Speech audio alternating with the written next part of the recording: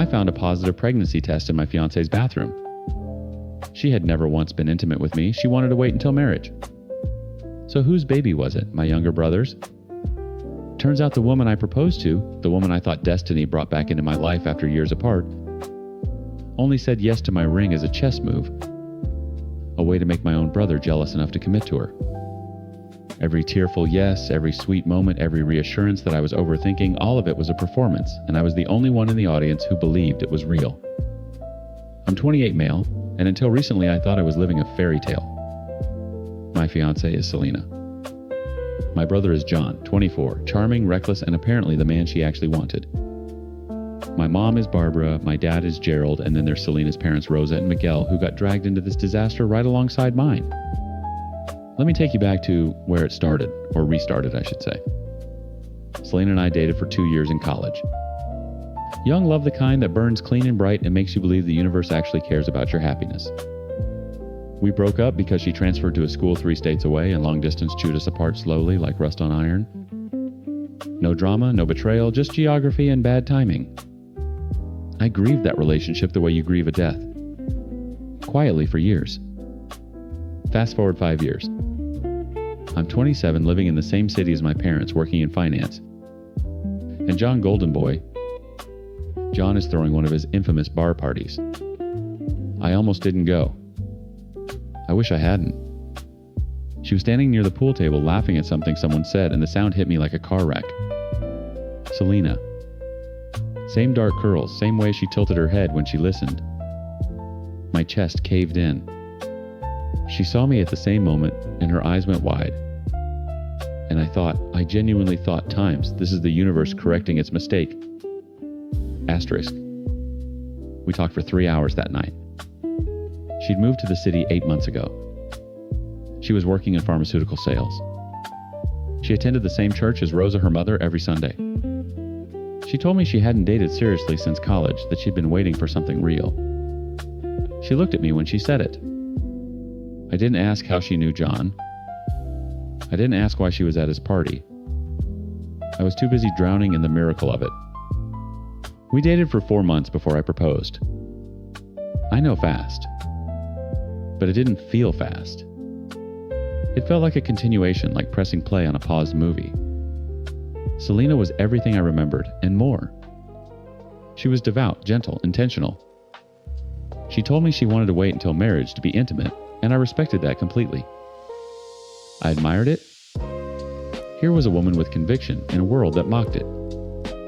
I proposed at my parents' house during Sunday dinner. Got on one knee between the pot roast and the pecan pie. Barbara cried. Gerald shook my hand and said, "About time, son." Selena covered her mouth, tears streaming, and whispered, "Times yes, times like it was a prayer." John clapped from across the table. Smiled wide. Said, "Welcome to the family, sis." Something about the way he said times, sis times, made my jaw tighten. I ignored it. Here's the thing about red flags. They don't announce themselves with sirens. They whisper. And if you're desperate enough for the fairy tale, you learn to mistake whispers for wind. The first whisper came 2 weeks after the engagement. Beach party with friends. Music coolers, bonfire. I was grabbing drinks when I turned around and saw Selena sitting on John's lap, grinding to the music, while everyone laughed. A lap dance, people called it. Playful. Harmless. John had his hands up in mock surrender, grinning like it was the funniest thing in the world. Selena caught my eyes and hopped off immediately, jogging over to kiss my cheek. "Babe, relax. It's a joke. He's literally your brother." My throat was dry the rest of the night. Then the small things started compounding. Selena's phone lived face down on every surface. She turned off mobile data when I was around. I noticed because her WhatsApp status never updated in my presence, but showed online minutes after I left. I didn't know her password. I never asked because asking felt like an accusation and accusing felt like losing her again. Her texts to me became dry. Functional. Asterisk, okay. Sure. Busy today. Asterisk. Meanwhile, I'd suggest dinner or a movie and she'd decline. saying she was tired, had cramps, was helping Rosa with church prep. Twice I called her and John simultaneously, and both phones went to voicemail at the exact same second. I told myself it was coincidence. I told myself a lot of things. Then one Tuesday evening, I drove past Selena's apartment to drop off a jacket she'd left at my place. John's car was parked outside. Black Mustang custom plates, unmistakable. I sat in my car for 11 minutes, engine running, hands shaking before I drove home. I asked her about John's arrival the next day at dinner, but she didn't talk about him and instead served the meal, which felt tasteless because I kept thinking about that and many questions started coming into my head. I couldn't stop but ask Selena about John. She replied very casually that, yeah, John was not feeling well, so he dropped by to get some meds. I couldn't sleep the whole night after that, thinking about what might be the case behind her acting like that. After everything that was happening, I kept questioning whether my doubts were true, or I was overthinking it, because she had already reassured me, and if I asked again, she would think I was spying on her. I wanted all of these thoughts to go away as they were making a negative review of Selena in my mind. She seemed suspicious to me by the way she acted. She always had an explanation. Always calm. Always reasonable. And I always felt insane afterward. 3 weeks later, I decided to surprise her. I bought her favorite macaroons from the French bakery downtown and a bouquet of white peonies, her wedding flowers, she'd said. I let myself in with the spare key she'd given me. Selena was on the couch reading. She looked up, startled, then smiled. We sat together, her head on my shoulder, the macaroons open between us. And for 20 perfect minutes, I believed every lie I'd been telling myself. Then I excused myself to the bathroom. And there, sitting next to the dustbin, not even inside it, just times next to times it, like she'd tossed it carelessly or in a panic, was a white plastic stick with 2 unmistakable pink lines. I stood in that bathroom for what felt like a geological age. The stick sat there almost casual in its violence, 2 pink lines bright as neon against the white plastic casing. My brain did what brains do when reality fractures it tried to build a bridge. Asterisk. Maybe it's old. Maybe it's a fence. Maybe there's a medical explanation. Asterisk. But my body already knew. My hands gripped the sink basin until my knuckles turned the color of bone. My reflection stared back at me, a man watching himself understand something he'd understood for months. She wanted to wait until marriage. She wanted to times wait. Asterisk. I picked up the test. It was still damp in the results window. Hours old, maybe less. I turned it over in my hands like a grenade, with the pin already pulled, and something inside my chest didn't break it, times calcified. Asterisk. Every whisper I'd mistaken for wind became a scream. The lap dance. The face-down phone. The simultaneous voicemails. John's black Mustang parked outside her apartment on a Tuesday night for Times meds. Asterisk. I walked back into the living room. Selena was eating a macaroon, legs tucked beneath her, looking like a painting of someone who deserved to be loved. She glanced up. You okay? You look pale. I held up the test. Didn't say a word. The macaroon stopped halfway to her mouth. Her face cycled through expressions like a slot machine: surprise, confusion, fear, and then something I'd never seen on her before. Calculation. Pure mechanical calculation as she measured her options in real time. That's what I was going to tell you. I just found out today, and I was scared, and We've never slept together, Selena. The sentence landed like a brick through a window. She opened her mouth, closed it, opened it again. The silence between us grew teeth. I can explain. You can't. I pocketed the test, picked up the peonies I'd brought her, and dropped them in the trash can on my way out. She called my name 3 times. I didn't turn around. I didn't go home. I drove to my parents' house and sat in the driveway for 40 minutes, engine off forehead against the steering wheel, breathing like I'd been running. Then I called Barbara and told her to gather everyone for dinner the following Sunday. Both families. I told her it was about the wedding. She heard something in my voice and didn't press. The 6 days between that bathroom and that dinner were the longest of my life. I didn't eat. I didn't sleep. I functioned at work the way a machine functions. Inputs, outputs, no soul behind the operation. Selena texted me 19 times. I read every single one without responding. They escalated from casual to pleading to furious to casual again, which told me everything about how many times she'd rehearsed deception. Sunday arrived like a sentencing. Gerald had set the long table. Barbara made her brisket.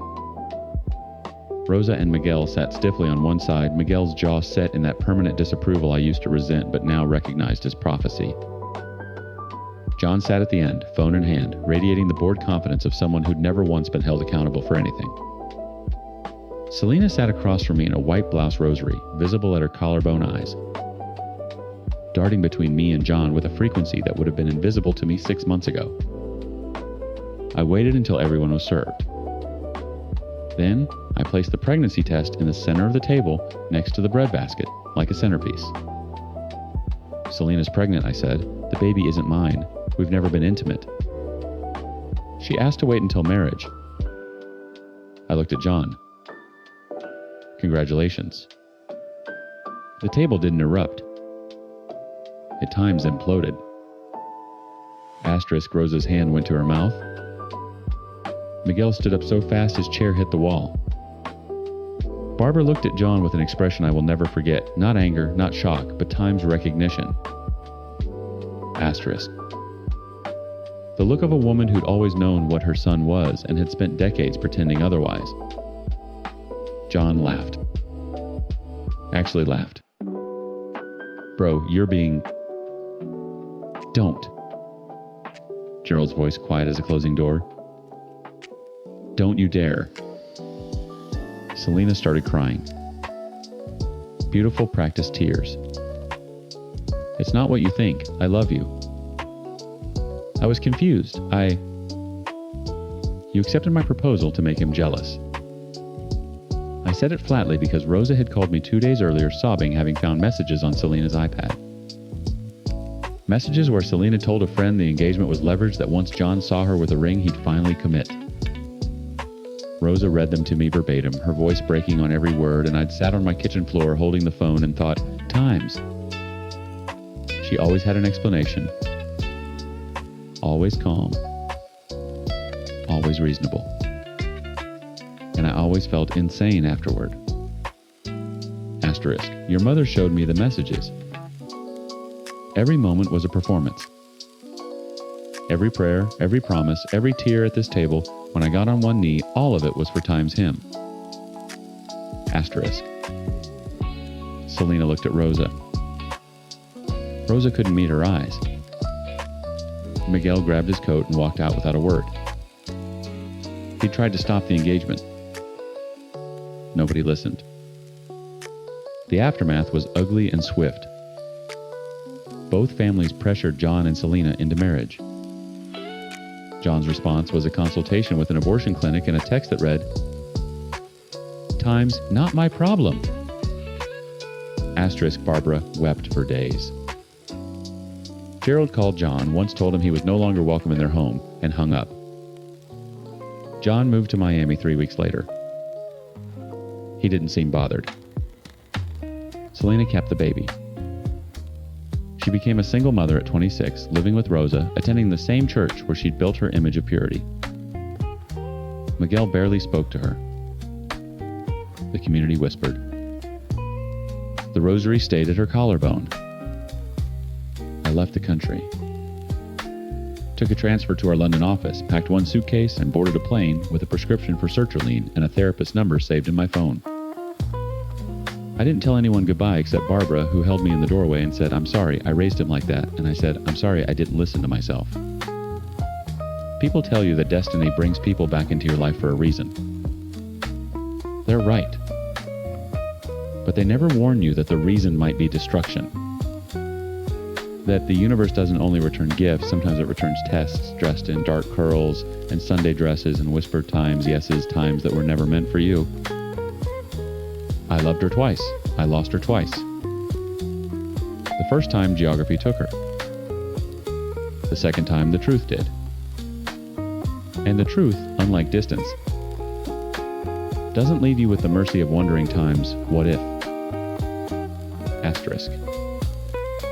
It just leaves you knowing.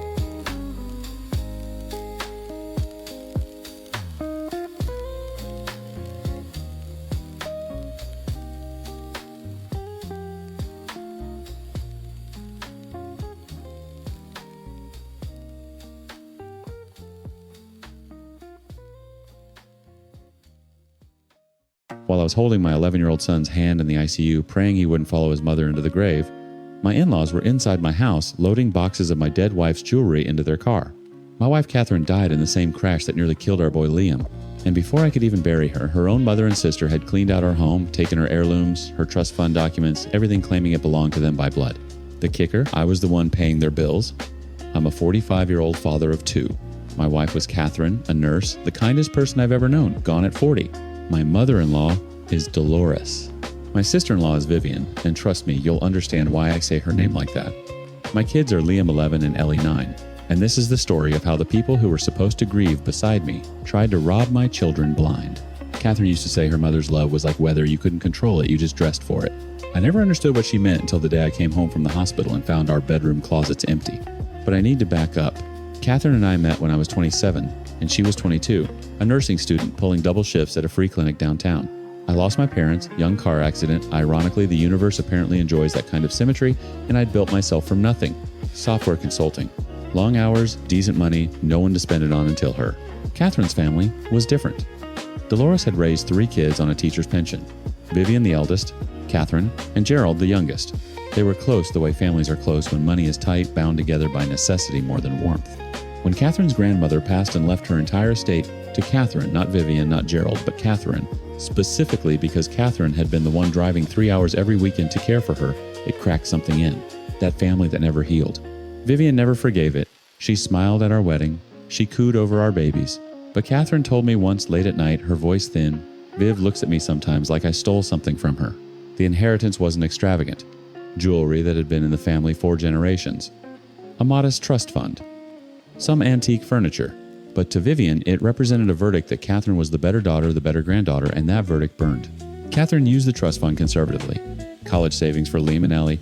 She kept the jewelry in our home safe, wore her grandmother's ring on holidays, and told the kids stories about each piece. This brooch was great-grandma's. She wore it the day she became a citizen.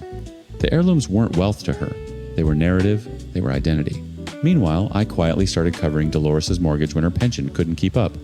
Then her medical bills. Then her utilities. Catherine asked me to, and I didn't hesitate. That was the deal. You marry someone, you marry the ecosystem. $3,000 a month, sometimes more. For years. Then November 14th happened. Catherine was driving Liam home from soccer practice. A pickup ran a red light at 45 miles per hour and hit the driver's side. Catherine died on impact. Liam's left leg was shattered in 3 places, his spleen ruptured, and he had a traumatic brain bleed that required emergency surgery. I got the call at 4:47 p.m. I remember because I was helping Ellie with fractions at the kitchen table, and the pencil she was holding rolled off the edge when I stood up. It's still under the refrigerator. I haven't moved it. The next 72 hours were a corridor of fluorescent light and beeping machines. Liam was in a medically induced coma. I didn't leave his side. Ellie stayed with my neighbor, a saint named Ruth, who asked no questions and made grilled cheese sandwiches until the bread ran out. I missed Catherine's funeral. My own wife's funeral. Dolores organized it. I didn't object. I couldn't object. I was watching my son's oxygen levels like they were a stock ticker that measured whether my life was worth living. Vivian called me once during those 3 days, not to offer comfort, to ask where Catherine kept the family things. I said, Vivian, my son might die. She said, I understand that, but mother needs closure, and those pieces belong with blood family. I hung up. When Liam stabilized on day 4, and I finally drove home at 2 a.m., I knew before I opened the front door. The house had that hollow feeling like a tooth socket after an extraction. Our bedroom safe was open and empty. Catherine's jewelry box, gone. The antique writing desk from her grandmother, gone. The filing cabinet where she kept the trust fund documents, emptied. They'd even taken the framed photograph of Catherine's grandmother from the hallway wall. I sat on the bedroom floor for 40 minutes. I didn't cry. I was past crying. I just sat there cataloging absence. The next morning, I called Dolores. Her voice was shaky, rehearsed. Sweetheart, there was no malice. These are family heirlooms. They should be with family. I am family, Dolores. Your grandchildren are family. Vivian says Catherine would have wanted. Catherine is dead. My voice broke on the word. Don't tell me what she would have wanted. Silence. Then Vivian is the eldest daughter. She's the rightful heir to Mother's estate. Rightful heir. That was Vivian's vocabulary, not Dolores's. I could hear the puppet strings. I called a lawyer the next day. Mr. Hadley was a referral from a colleague, mid-50s, reading glasses perpetually on his forehead, the kind of man who shook your hand like he was already representing you. He listened to everything, took notes without interrupting, then leaned back. They entered your home without permission and removed property. That's theft regardless of relation. But here's my concern. Do you have documentation of your wife's wishes? I didn't. Catherine had talked about a will but kept postponing it. She was 40. She thought she had time. Then we file for return of property and challenge any claim they make to the trust.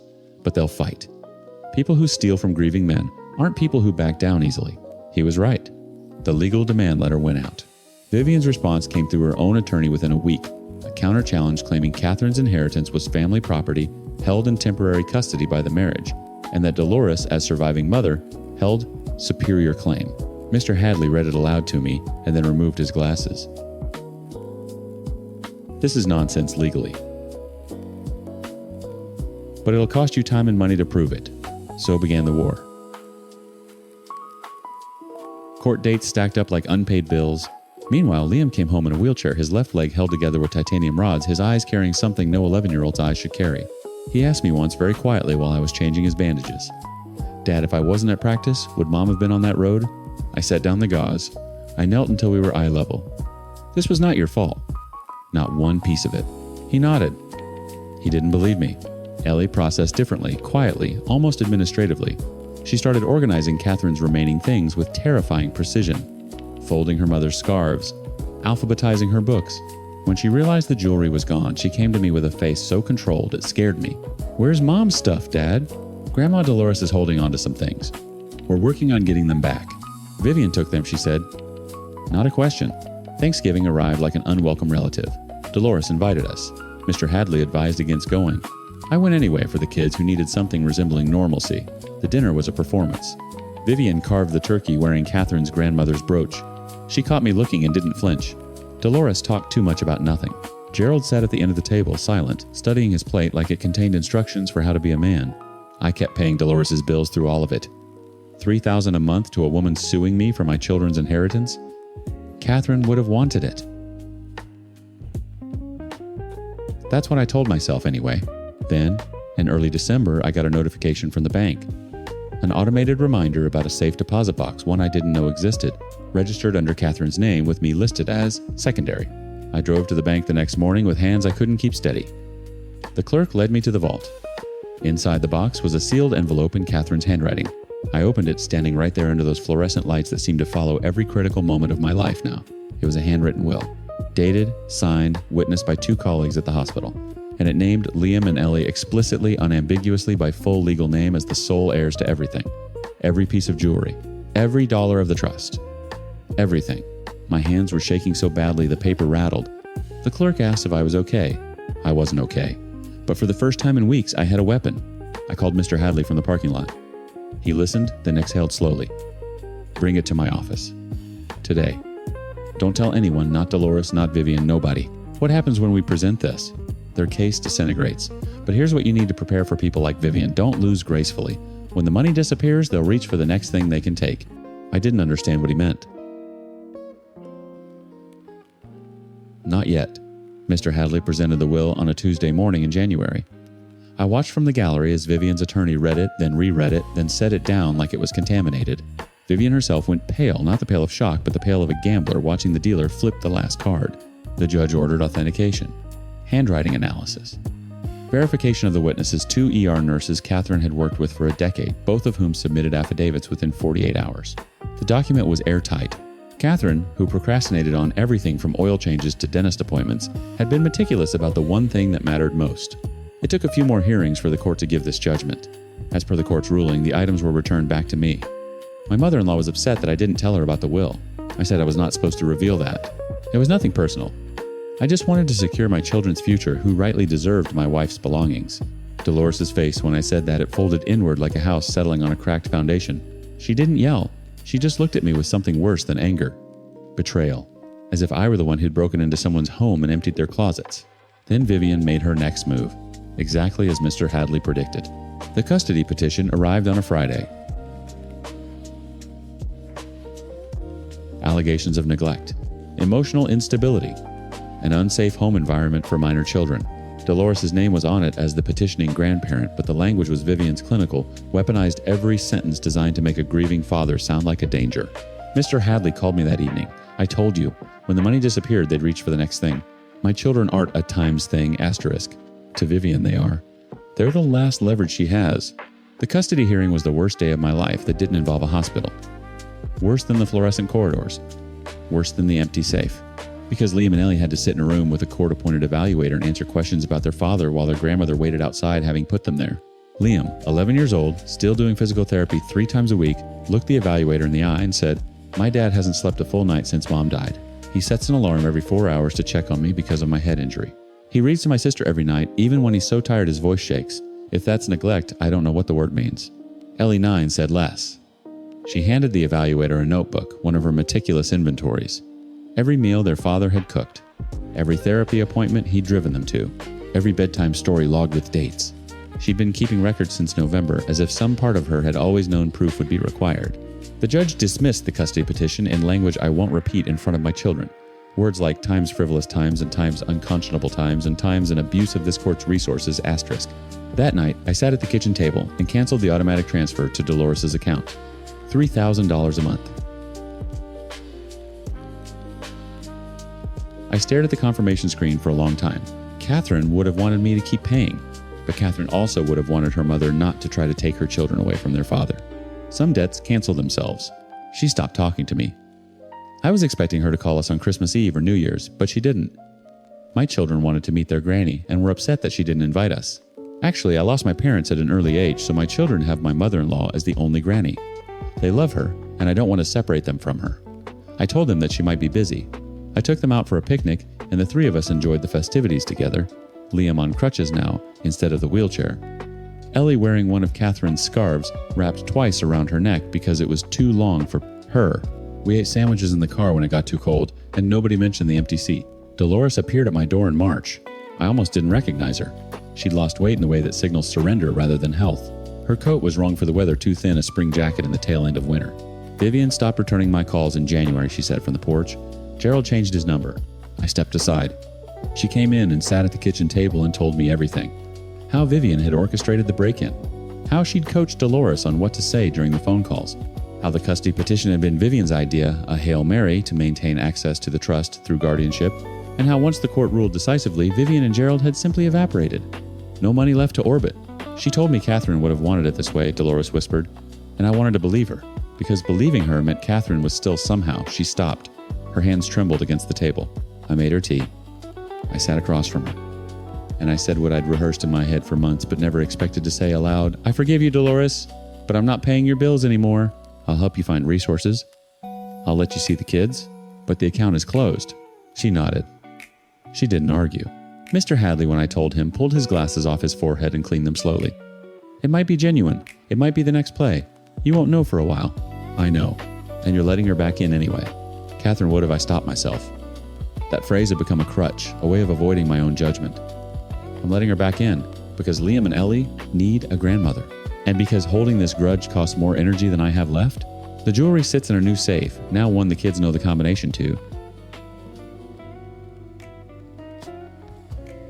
Ellie wears the brooch sometimes, the citizenship brooch pinned to her school cardigan, absurdly formal against the plaid.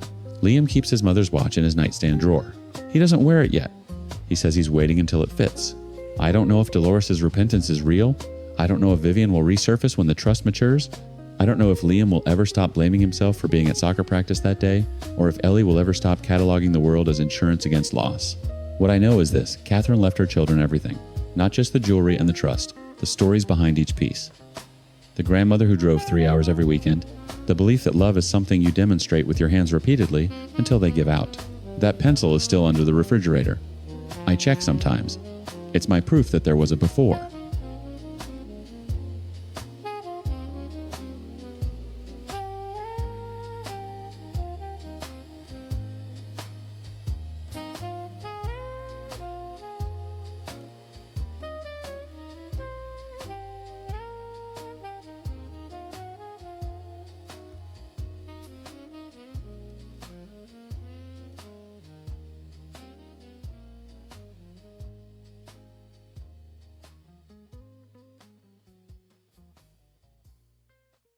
My father blew up his marriage, his career, and his reputation chasing a woman 3 years older than me. Then he had the nerve to move her into my penthouse and let her treat me like a tenant in my own home. So here's the situation. My dad lost everything after leaving my mom for a younger woman begged to crash at my place, and I said yes, because I'm an idiot who loves his father. His new wife didn't know I owned the place, started running it like she was the landlord, and when I got sick, she called my fiancé to tell her I was a cheating dog with bad genetics. That was the last straw. I'm 26 male and I own the apartment this whole disaster takes place in. My dad is Richard, 54, formerly brilliant, currently spineless. His wife is Linda, 29, who thought she married a gold mine and got a sinkhole. My mom is Diane, 52, a class act, who warned me this would happen. And my fiancée is Alice, 23, the one person in my life who didn't deserve to get dragged into this mess. Let me take you back to where it started. My parents' divorce was ugly, but not in the screaming in court way. It was ugly because it was quiet. My mom, Diane, found out about Linda the way most wives do, a text notification on an iPad that was still synced. She didn't cry. She didn't throw things. She sat Richard down at the kitchen table, slid the iPad across, and said, "You have 30 days." He was out in 12. What Richard didn't anticipate was the fallout. He'd been a director at a logistics firm for 19 years, and the affair wasn't just an affair. Linda had been a junior consultant on a project his company contracted. When it surfaced, the board didn't deliberate long. Conflict of interest. Breach of conduct. Termination with a severance package that looked generous on paper until you factored in the divorce settlement, the alimony, and the fact that Richard had already been quietly funneling money into a lifestyle designed to keep a 29-year-old impressed. By the time the dust settled, my father, once a man who wore bespoke suits and drove a Lexus, was renting a 2-bedroom in Glendale and burning through savings like kindling. I'd bought my penthouse at 24 with money I'd made in software development. No inheritance. No family fund. I built a platform that got acquired, took the payout, and invested in property. The deed was in my name. The mortgage was paid. It was the one thing in my life I'd earned entirely on my own terms. So when Richard called me voice cracking, asking if he and Linda could stay just until the investor funding comes through, I knew what I should have said. I knew it the way you know you shouldn't touch a hot stove. I said yes anyway. They moved in on a Tuesday. Linda arrived with 3 suitcases, a 5-year-old daughter from a previous relationship, and a smile that didn't quite reach her eyes. Richard introduced her like I hadn't already met her at the dinner where my family imploded. She shook my hand and said, "Your father talks about you constantly." He hadn't told her I owned the place. I realized that within the first hour when she turned to Richard in the kitchen and said, "This is a beautiful apartment, babe.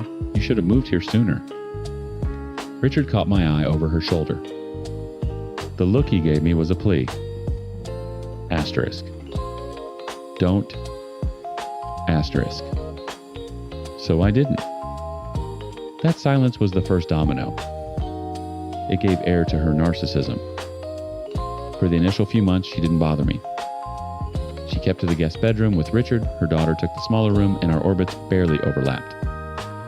Though she had friends and family visiting her every other day, they didn't disturb me. I'd work from my office, eat at odd hours, and spend weekends at Alice's place. It was manageable. Tight, but manageable. But eventually I found Linda crossing her boundaries. She started commenting that I keep my room messy and that I need to clean my laundry often. Small things delivered with a tight smile and a tone that made them sound like instructions rather than observations. I mean, who was she to tell me all of this? My mom never entered my room, ever since I grew up. I'm living a life on my own. I ignored her a few times. But when she started nagging, leaving sticky notes on my door, sighing loudly when she passed my room once, actually picking up my jacket from the couch, and dropping it outside my bedroom like I was a college. Freshman I involved Dad? I told him privately to keep Linda in check. He apologized on her behalf and told her to stay away from me. She didn't take it well that I had reported her to Dad, but she didn't do anything. Not immediately. The sticky notes stopped. The sighing stopped. What replaced them was a cold, watchful silence that somehow felt worse. Her daughter, though, that kid had no such restraint. She spilled juice on my work laptop, drew on the hallway wall with permanent marker, broke a framed photo of me and Alice that sat on the living room shelf. Each time, Linda would offer a limp "kids will be kids" and change the subject. I started keeping my office locked. After a few months, Dad went on an official trip to San Francisco to meet his investors. Linda used the opportunity like a promotion. The first night he was gone, she rearranged the living room furniture. The second night, she had 6 friends over until 1 a.m. music rattling my office wall. The third night, she knocked on my door and told me I needed to take out the trash because the men in this house should handle that. "This is my house," I almost said. The words were right there sitting on my tongue like a grenade. But I thought about Richard, about the look he'd given me that first day. Asterisk. Don't. Asterisk. I took out the trash. When Richard came back, I told him everything. He rubbed his face with both hands, exhaled, and said, "She's pregnant. Just give her 6 more months. The hormones, 6 months. The investor deal is almost through. We'll be out by spring." Spring came. They didn't leave. The investor deal fell through. Linda's belly grew. And I started sleeping at Alice's apartment 4 nights a week, a refugee from my own property. Then I got sick. Really sick. A 104-degree fever that knocked me flat for a week. Alice was away filming content for her channel in Portland. I was alone in the penthouse, delirious, barely eating. And that's when Linda picked up my phone.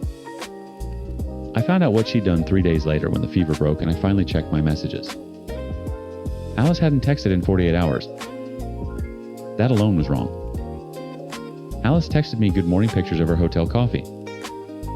She sent me blurry sunset photos with captions like, "Wish you were vertical." Silence from Alice wasn't silence, it was a scream. I called her. She picked up on the 4th ring, which meant she debated not picking up at all. "Hey," I said. My voice was still wrecked from the fever. "Hey." Flat. "Careful." The voice of someone holding a door half closed. "Everything okay? I was pretty out of it this week." I talked to Linda. My stomach dropped before my brain caught up. "She called me from your phone," Alice continued. "Said she wanted to check in since you were sick. Then she just kept talking." I sat on the edge of my bed, still dizzy, and listened as Alice laid it out. Linda had told her I'd been bringing women to the penthouse while Alice was away.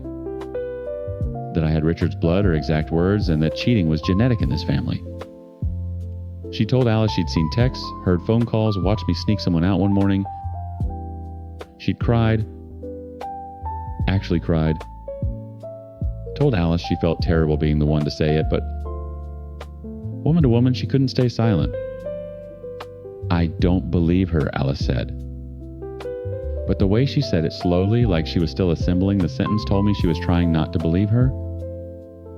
There's a difference. Alice. I was running 104-degree fever. I could barely walk to the bathroom. I know. I know that logically. But she was so specific, and she was crying, and her voice cracked. "Why does she even have your phone?" I couldn't answer that. I didn't know. I'd been unconscious half the week, sweating through sheets. And Linda had apparently gone through my phone, found Alice's contact, and detonated a grenade into the one relationship I'd protected from all of this. Alice said she needed space. Not a breakup. Space. The word landed like a brick wrapped in silk. I hung up and sat there for a long time. The penthouse was quiet. I could hear Linda's daughter watching cartoons in the living room. I could hear Linda herself on a phone call in the guest room laughing about something. Laughing. Something shifted in me. Not rage, something colder. A clarity that felt like ice water replacing blood. I got dressed. I walked to the guest room and opened the door without knocking. Linda looked up from her phone, startled, one hand on her pregnant belly like a shield. Get out. Excuse me. Pack your things. You're leaving today. She laughed. Actually laughed the same laugh I'd just heard through the wall. You can't kick me out of your father's apartment. This isn't my father's apartment. The laugh died. Not slowly, it just stopped like someone had cut the audio. The deed is in my name, I said. The mortgage is paid off. By me. Your husband, my father, is broke. He lost his directorship because of you. The investor deal doesn't exist anymore. There is no spring move-out because there's nowhere for him to move you to. You've been living in my house, eating my food, running up my electricity bill, and you just called my fiancé to tell her I'm a cheater. Linda's face went through 3 expressions in about 2 seconds. Confusion, calculation, then something raw and cornered. Richard told me. Richard lied to you. The same way he lied to my mother. The same way he's been lying to everyone for 2 years because he's too much of a coward to sit in the discomfort of what he's done. I called Richard. He picked up on the first ring, which told me he already knew something was wrong. Maybe Linda had texted him. Maybe he just felt it the way you feel a building shift before it collapses. Tell her, I said. Tell her whose house this is. A long pause. I could hear him breathing. Richard. Tell her. It's his house, Linda. His voice was small. Defeated.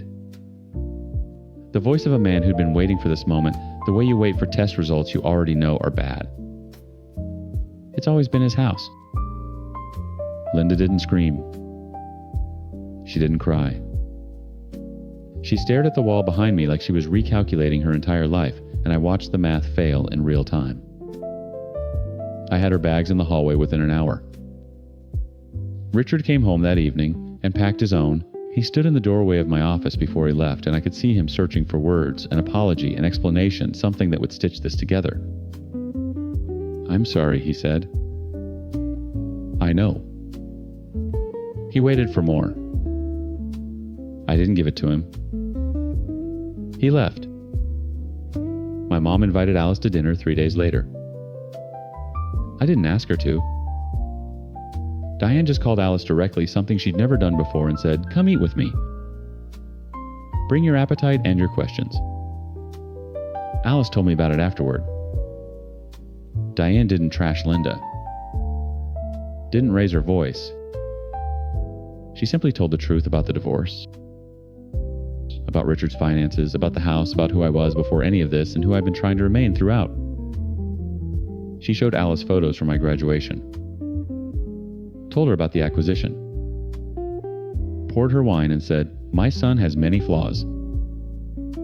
Dishonesty isn't one of them." Alice came home that night and sat next to me on the couch. She was still wearing the ring. She put her head on my shoulder and said, "Your mom is terrifying in the best way." I laughed for the first time in weeks. Richard calls sometimes. I pick up. We talk about nothing, weather, sports, surface level things that let us pretend the foundation isn't cracked. I don't hate him. I wish I did. Hate would be simpler than this heavy, tired understanding that my father is a man who will always choose the path of least resistance, even when it runs directly through the people who love him. My mom said something last week that I haven't been able to shake. We were having coffee, and I mentioned that Linda had moved back in with her mother in Pasadena. Diane sipped her latte, looked out the window, and said, "Give it 6 months. She'll find another Richard." She wasn't being cruel. That was the worst part. She was just being accurate.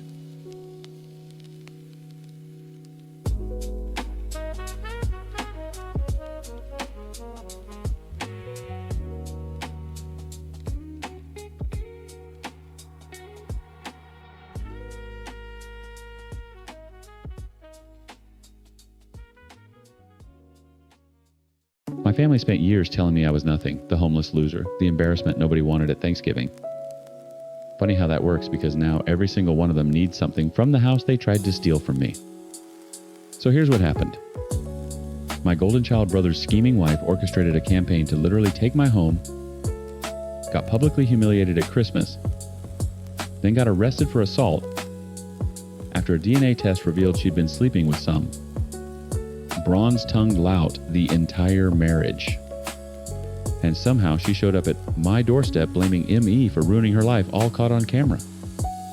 I'm a guy in my early 30s just trying to live in peace.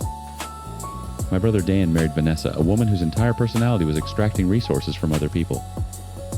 My mom Lorraine is the classic keep the peace at any cost type. And my dad, Gerald, he's the silent patriarch who enabled all of it for decades. This is how it all finally came crashing down. After the Christmas party blow-up, I did something I should have done years ago. I stopped waiting for the next shoe to drop and started nailing shoes to the floor. First thing January, I installed cameras. Ring doorbell on the front, 2 Wise cams covering the driveway and back porch, and a blink system inside the garage. Cost me maybe $400 total. Best money I ever spent, though I didn't know that yet. Second thing, I rented out the 2 spare bedrooms. My buddy Marcus from the warehouse took one. A guy named Theo, who I'd known since community college, took the other. $300 a month each, utilities included. Not a fortune, but it covered the property taxes and then some. For the first time in my adult life, I had a financial cushion that wasn't made of anxiety. Third thing, I changed the locks. Again, the house was mine. Fully mine. I had the deed, the mortgage was current, and every legal challenge Vanessa had tried to mount during her campaign to steal it had been swatted down like a mosquito at a barbecue. But owning something and feeling safe in it are 2 different animals. I was learning to close the gap. Of course, peace was a language my family had never learned to speak. Lorraine called on a Tuesday evening, I remember because I was making chili, and Marcus was arguing with Theo about whether cornbread needed sugar. "Sweetheart," she started, and I could already hear the script loading behind her eyes. "I was just thinking, Dan and the boys are still in that tiny apartment, and you got those extra rooms, and it just seems like those rooms should have gone to family. To Dan's family. Those boys need space. And you're renting to strangers when your own nephews. Marcus and Theo aren't strangers. They're my friends. They pay rent. They help maintain the property. But times Dan's children, asterisk. Dan's children have a father who can figure out their living situation. Like I figured out mine when I was sleeping in my car and nobody in this family answered the phone. Silence. The kind that has weight. "That's not fair," she whispered. "No," I said. "It wasn't." I hung up. The chili came out great. For a few months, things were almost quiet. Vanessa was living with her parents, and from what filtered back through Lorraine's guilt-laced updates, it wasn't going well. She was forced to work in their family business, some kind of commercial cleaning outfit, because Dan had cut off access to his bank accounts entirely. She'd already maxed out every credit card he'd previously given her. She griped constantly about having to work for her parents despite having a college degree, but honestly, they were probably the only ones who'd employ her. She had a criminal record now, courtesy of the Christmas incident, and a decade-long gap in her resume that screamed, "I married someone and made extracting his resources my full-time career." I'd heard from Dan that her parents were severely disappointed in her as well, but that was just a rumor. They could be just as bad as her for all I know. Either way, the crap show of a divorce was grinding forward at the speed of bureaucracy, and I was content to watch from a distance. Then Dan started paying attention. He told me later, it was a Sunday morning. He had the boys for the weekend, his eldest who was 7 and the baby who was nearly 2. He was spooning oatmeal into the toddler's mouth when the morning light hit the kid's hair at a certain angle. Lighter than Dan's. Lighter than anyone's in our family. Curly in a way that didn't trace back to any branch of the family tree he could identify. He said the spoon just stopped midair. Dan was never the sharpest, but he wasn't stupid. Blinded, maybe. Vanessa had kept him in a fog for years, a carefully maintained atmosphere of guilt, obligation, and just enough affection to keep him compliant. But the fog was lifting, and what he saw underneath made his hands shake. He didn't confront her. Not yet. Instead, he did something methodical and completely unlike the Dan I'd grown up with. He ordered a DNA test kit, then another from a different company because he wanted to be sure. He pulled phone records. He cross-referenced bank statements, cash withdrawals that didn't correspond to any household expense, hotel charges, in towns where neither of them had business. And the texts. God, the texts. Vanessa had been sloppy, or maybe she just never imagined Dan would look. Messages to a man Dan eventually identified as a smooth-talking regional sales rep in his early 40s. The kind of guy who wore too much cologne and called every woman gorgeous. The bronze-tongued lout, as I'd later come to think of him. He was nowhere near hot enough to be a trophy wife's secret lover, which somehow made it worse. Vanessa had risked everything, her marriage, her children's stability, her meal ticket, for times at asterisk. Both DNA tests came back the same. The baby wasn't Dan's. Dan drove to our parents' house on a Saturday afternoon. He walked in with a manila folder thick enough to choke on. Gerald was in his recliner. Lorraine was watering her African violets. He set the folder on the kitchen table, opened it, and said, "I need you both to see this before I do what I'm about to do." Lorraine read the first page and sat down so hard she missed the chair. What happened next? The confrontation with Vanessa, the violence, the arrest, and the night. She showed up at my door screaming that I destroyed her life. That's where everything detonated. And every second of it was caught on camera. Dan confronted Vanessa the following Tuesday. He did it at our parents' house, which in retrospect was either brave or insane. He'd called her under the pretense of discussing custody scheduling. She arrived 20 minutes late, wearing sunglasses indoors, already irritated that she'd had to drive across town. Dan was sitting at the kitchen table with the folder still open. Gerald stood near the doorway. Lorraine was in the kitchen gripping a dish towel like a rosary. From what Dan and Gerald both told me separately, unprompted matching in every detail, Vanessa's face went through about 6 expressions in 2 seconds when she saw the DNA results. Confusion, recognition, calculation, and then rage. She didn't deny it. That's the part that still gets me. She didn't even try. She went straight to justification. "You were never enough," she said. "You were never going to be enough." Then she lunged. She scratched Dan across the neck hard enough to draw blood. When Gerald stepped in to separate them, she caught him across the cheek. And when her eldest, 7 years old, standing in the hallway because nobody had thought to keep him away, started crying and grabbed at her leg, she shoved him so hard he hit the door frame and came away with a black eye that would take 2 weeks to fade. Lorraine called the police. For once in her life, she didn't hesitate. Vanessa was arrested in my parents' driveway, screaming that Dan had set her up, that the tests were fake, that this was all a conspiracy orchestrated by me, the brother-in-law she'd spent years dismissing as worthless. The officers were patient. The handcuffs were not. Her parents bailed her out within 6 hours. 4 hours after that, she was on my porch. I was in the kitchen cleaning up after dinner when the Ring doorbell lit up my phone. I saw her face in the fisheye lens, mascara-streaked hair, wild jaw, set in that particular way that meant she'd rehearsed whatever she was about to say, but would abandon the script within 10 seconds. I opened the door, but stayed behind the threshold. "You did this," she said. Her voice was hoarse.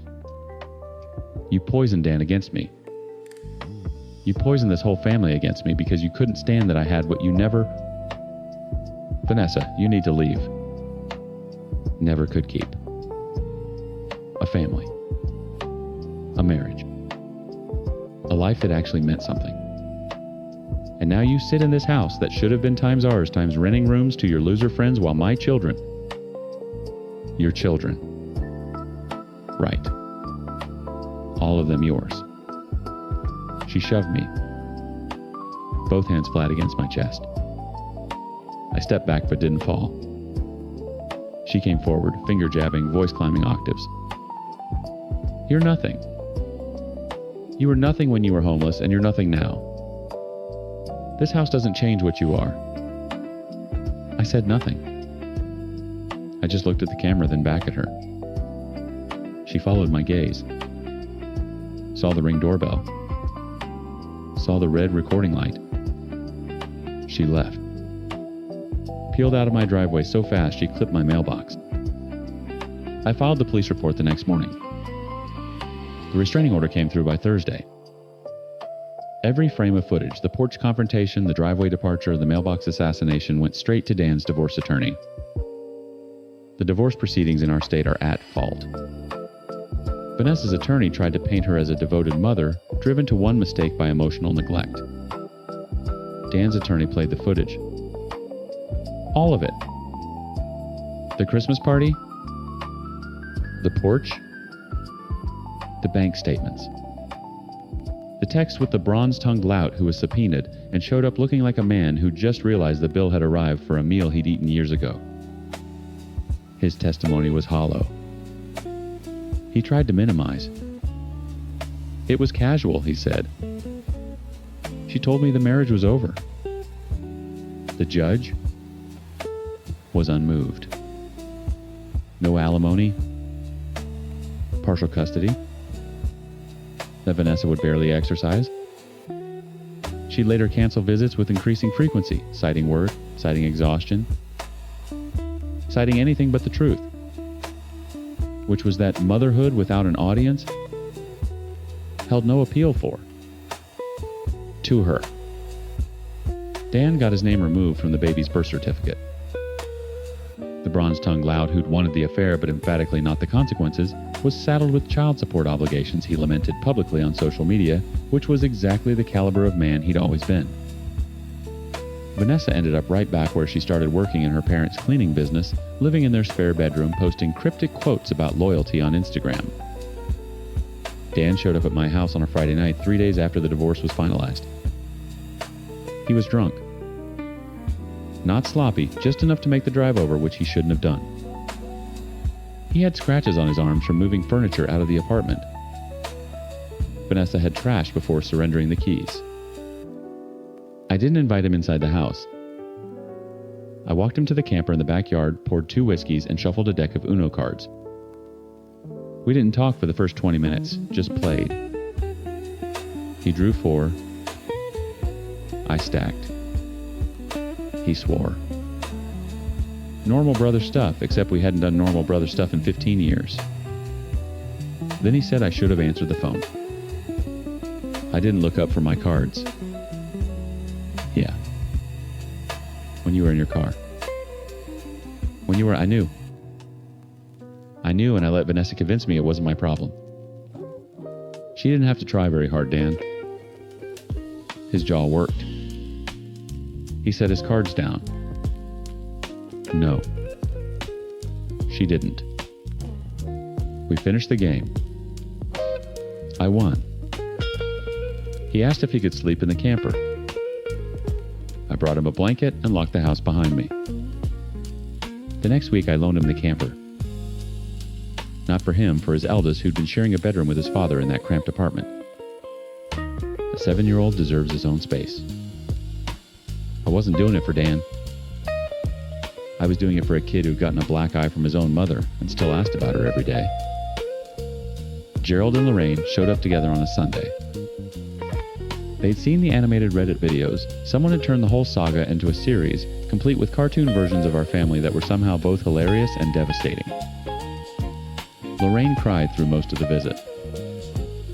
Gerald sat rigid in my living room chair, hands on his knees, and said more words in one sitting than I'd heard from him in a decade.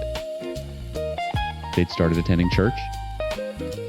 They'd enrolled in couples counseling. And for the first time in my life, I heard my father use the word narcissist, not about Vanessa, but about himself. "We made you disposable," he said. "We made you the one who could be lost. And when we almost lost you, we blamed you for falling." I didn't forgive them. Not that day. Maybe not ever fully. But I believed them, and that was new. They asked about family therapy. I declined. But I let them come to Sunday dinners. I let them watch me be an uncle present, steady, the kind of adult those kids had never had consistent access to. Dan's eldest started calling me Uncle Cam and showing me his drawings. The kid drew houses constantly. Big ones with lots of rooms. The house remained mine. Marcus and Theo still paid rent. The camera still recorded. The lock stayed changed. My family was not healed. We were not some redemption arc wrapped in a bow. But for the first time in 30-some years, we were honest. And honest, I was learning, was a foundation you could actually build on. Even if you had to pour it yourself.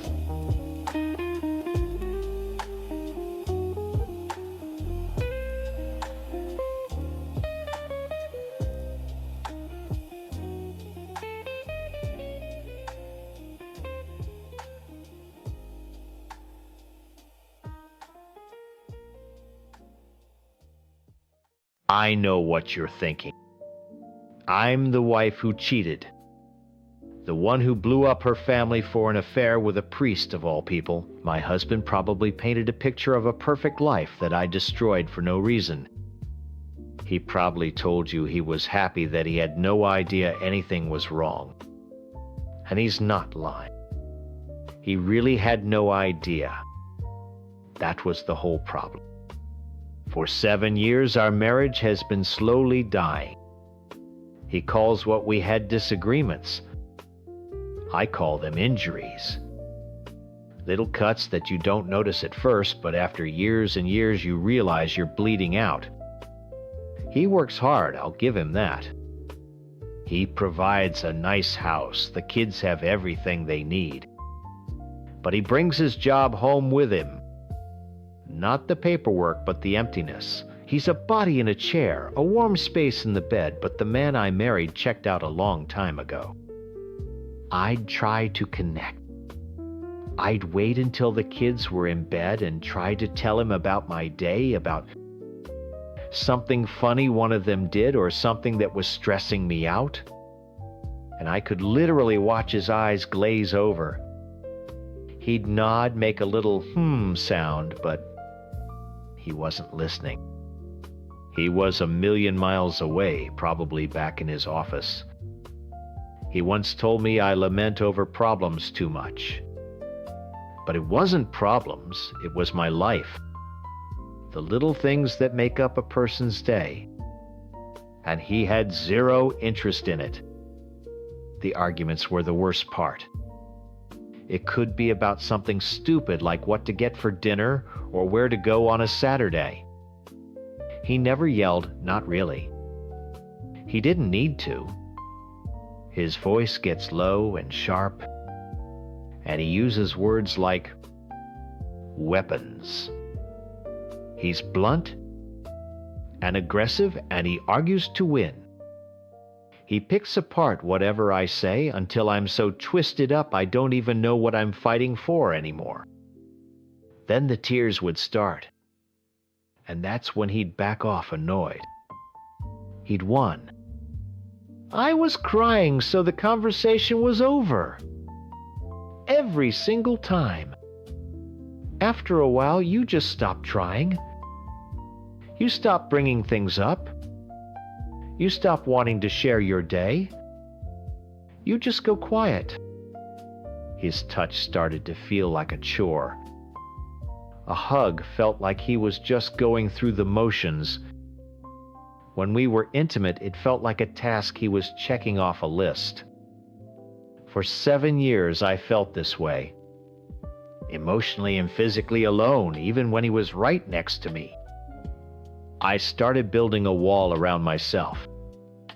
It wasn't to push him away. He was already gone.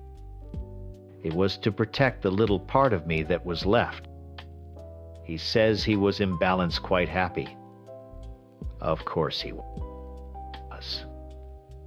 He had a wife who ran the house, took care of the kids, and never challenged him on anything important. He had the perfect picture of a family. He never noticed the foundation was dust because he never once bothered to look down from his perfect view. Then I met the priest. I know how that sounds. It wasn't like that at first, not even close. He's 20 years older than my husband, a kind, quiet man. It started with conversations after church. For 2 years, it was just that. Talking. And he listened. I mean, he actually times listened, asterisk. When I told him about my struggles with feeling invisible, he didn't tell me I was lamenting. He looked me in the eyes and said, "That sounds incredibly lonely." Just being seen, being heard was like a drink of water after walking through a desert. He saw the sadness I was trying so hard to hide from everyone, including myself. I guess he was struggling too in his own way. One day after we'd been talking for a long time, he told me he loved me. I know he's a priest, and he shouldn't have said it. But when he did, something inside me just broke open. It wasn't a temptation. It felt like someone had finally thrown me a rope when I had been drowning for years. For the first time, someone saw times me, asterisk. Not the mom, not the wife, not the woman who kept the house running. Just me. The affair, the physical part, only lasted for 2 months. It was reckless and stupid and wrong. I know all of that. We had sex 3 times. The 3rd time, I did something I know is unforgivable. I asked my husband to watch the kids for a few hours so I could have some me time. He was working in his home office, happy to have a reason to stay glued to his computer. And I brought the priest back to our house. To our bed. It wasn't about disrespecting my husband, not really. That house, that room, that bed, it had stopped being ours a long time ago. It was just a place where I felt my most invisible. Doing that in that space was a final, silent scream. It was my way of saying that the marriage he thought we had was already dead. It was a ghost. And I was just trying to feel something real, something that made me feel alive, even if it was destructive. I was so desperate for a connection, for a hand to hold, that I didn't care how much it burned. For a few hours in my own home, I felt like a real person again. I knew it couldn't last. A secret like that is a ticking bomb. I was living on borrowed time, stealing moments of happiness, and feeling the guilt eat away at me at the same time. I'd look at my kids and feel like the worst person in the world. Then I'd look at my husband staring at his phone, completely oblivious, and I'd just feel empty again. I was trapped between 2 worlds, and I knew one of them was about to crash down. I just didn't know when. Last night I was cleaning up after dinner, putting the kids' plates in the dishwasher. My husband was in his office as usual. My phone, which I'd left on the counter, buzzed. I wiped my hands and picked it up. It was a text from a number I didn't recognize. My heart started pounding before I even read the words. The message was short, only 7 words, but it was enough to make the floor drop out from under me. I know what you're doing with my husband. My blood ran cold. For a few seconds, I couldn't breathe.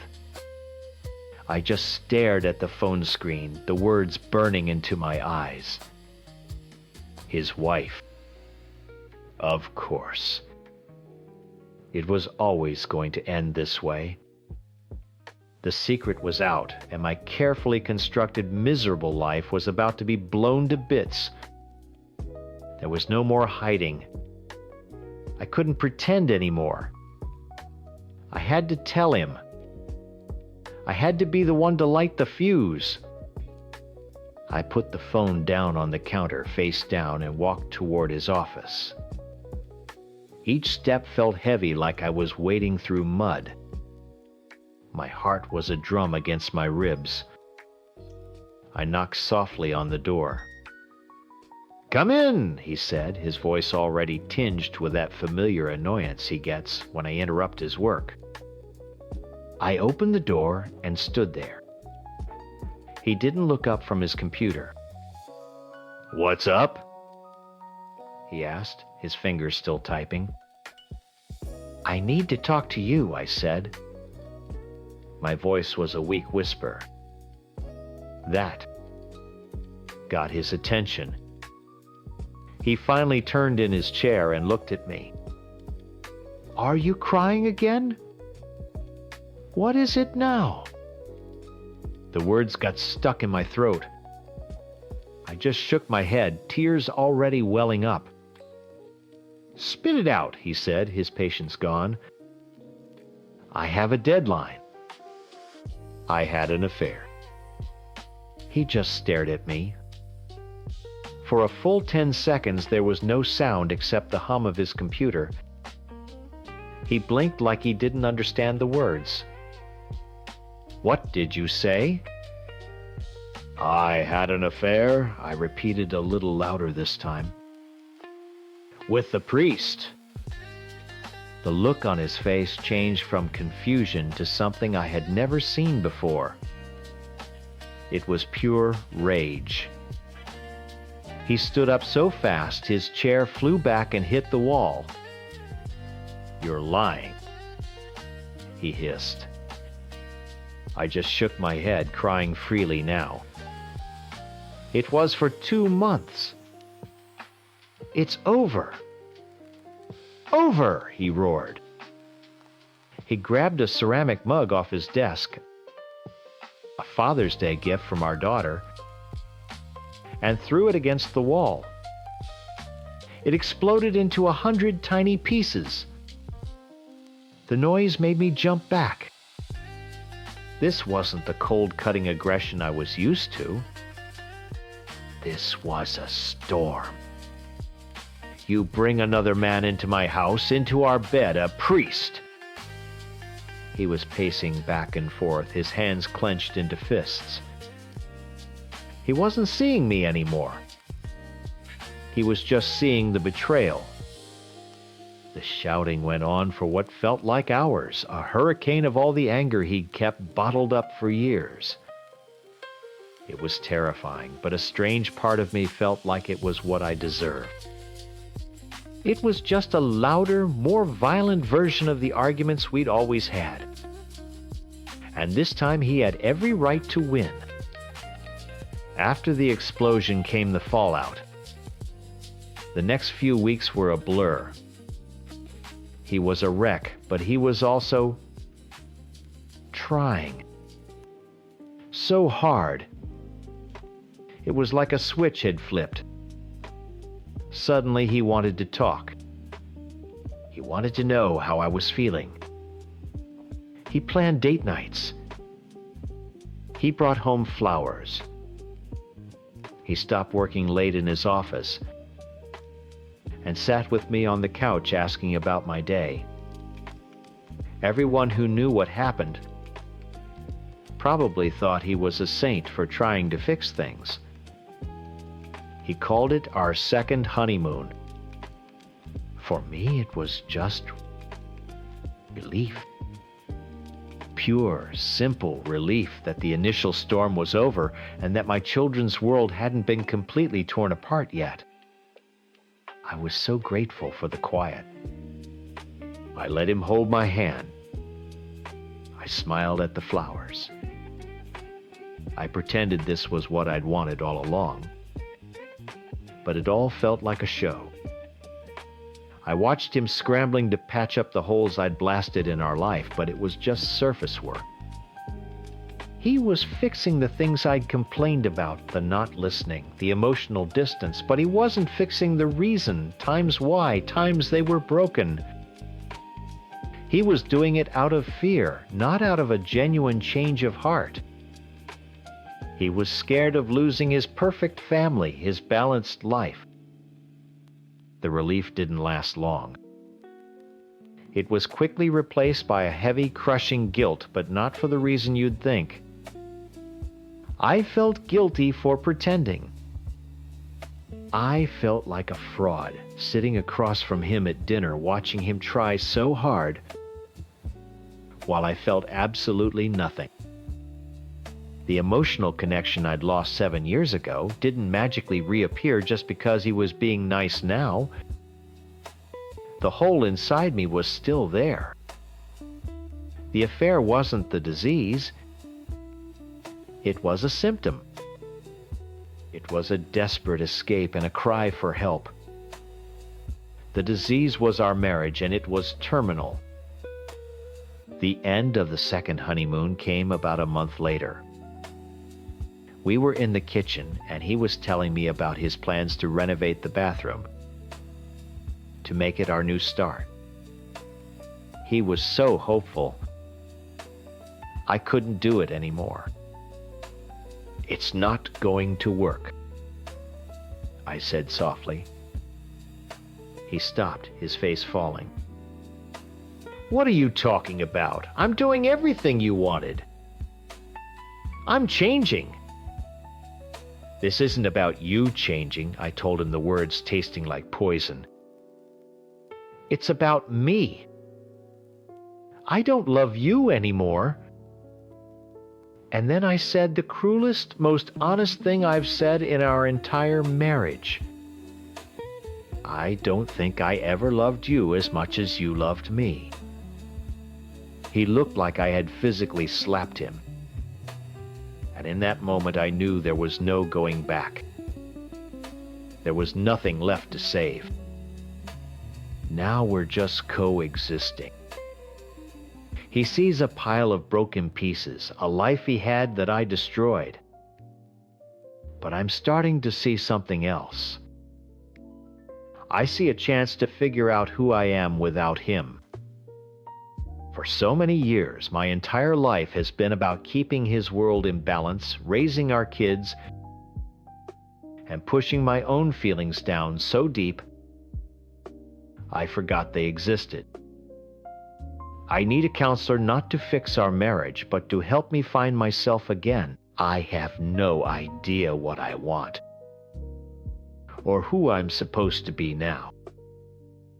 It's terrifying.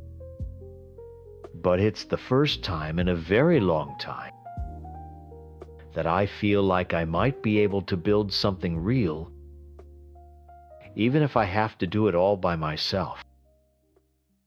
My husband, Mark, probably told you I'm cheating on him. He probably made himself sound like the perfect wronged husband who provides everything only to be betrayed by his ungrateful wife. He's good at painting that picture. It's a work of art he's been perfecting for years with him as the stoic, muscular hero, and me as the pretty, slightly unstable accessory on his arm. Let me tell you my side. Our life looks perfect on paper. Mark makes 6 figures. We live in a nice house, have 2 nice cars, and are completely debt-free. He'd list these things off like he was reading his stock portfolio, and in his mind, that's his husbandly duty complete. He even does most of the housework. It's not a partnership, though. It's a performance. Every time he scrubs the counters or perfectly lines up the vacuum marks on the carpet, it's a silent announcement. See? I'm even better at this than you are. I started to feel less like a wife and more like a poorly performing asset he had to manage. We ended up in couples counseling because I was unhappy, which to him was a completely illogical state of being. Why would I be unhappy? He provided. He cleaned. He went to the gym and maintained the handsome physique I'd married. In our sessions, he'd talk about the weight of his feelings and how hard he worked while the therapist nodded. When I tried to explain the crushing loneliness, the feeling of being a ghost in my own home, it was dismissed. My deep, aching sadness was just stubbornness. I felt myself getting smaller and smaller, my voice quieter, my world shrinking to the pristine, silent walls of our home. That's why I took the new job. It was an executive position at a fast-growing IT company, a place with real pressure and real stakes. It was a lifeline. It was my chance to build something that was mine to be valued. For my brain, my strategy, my ideas. Not for how well I complemented Mark's perfect life. The energy at the office was like a drug. It was a world away from the silent order of my house. It's a place filled with sharp, ambitious people. Mark pictured it as some casual tech startup with guys in hoodies playing ping pong. It's not. It's a corporate battleground, and you're expected to dress for the part. So I did. I retired my old tired cardigans and bought tailored blazers, silk blouses and heels that made me feel powerful. I started getting my hair professionally styled. I learned how to do my makeup to look polished and awake, not like the weary ghost I saw every morning. For the first time in almost a decade, I didn't hate looking in the mirror. I felt like myself again. The culture is intense, but the rewards are too. Success is celebrated loudly. When my team landed a massive new client, after a month of sleepless nights, our CEO, Daniel, ordered a celebratory lunch for the whole team from a Michelin star restaurant.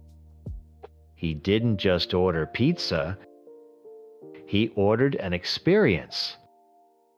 I brought home the leftovers duck confit and truffle risotto, thinking Mark and I could share it, that he could taste a piece of my victory. When we smashed our quarterly targets, every single person on the leadership team got a $100 gift card and a bottle of expensive wine. These weren't hush-hush payments. They were trophies, symbols of our hard work. I brought them home to share them, hoping he'd see them and think, wow, my wife is killing it. I'm so proud. I wanted him to be part of my new exciting world. But he never saw it that way. He'd look at the fancy restaurant bag with a weird tightness in his jaw. The expensive wine would be put on the rack without a word. The gift cards would be tossed on the counter as if they were tainted.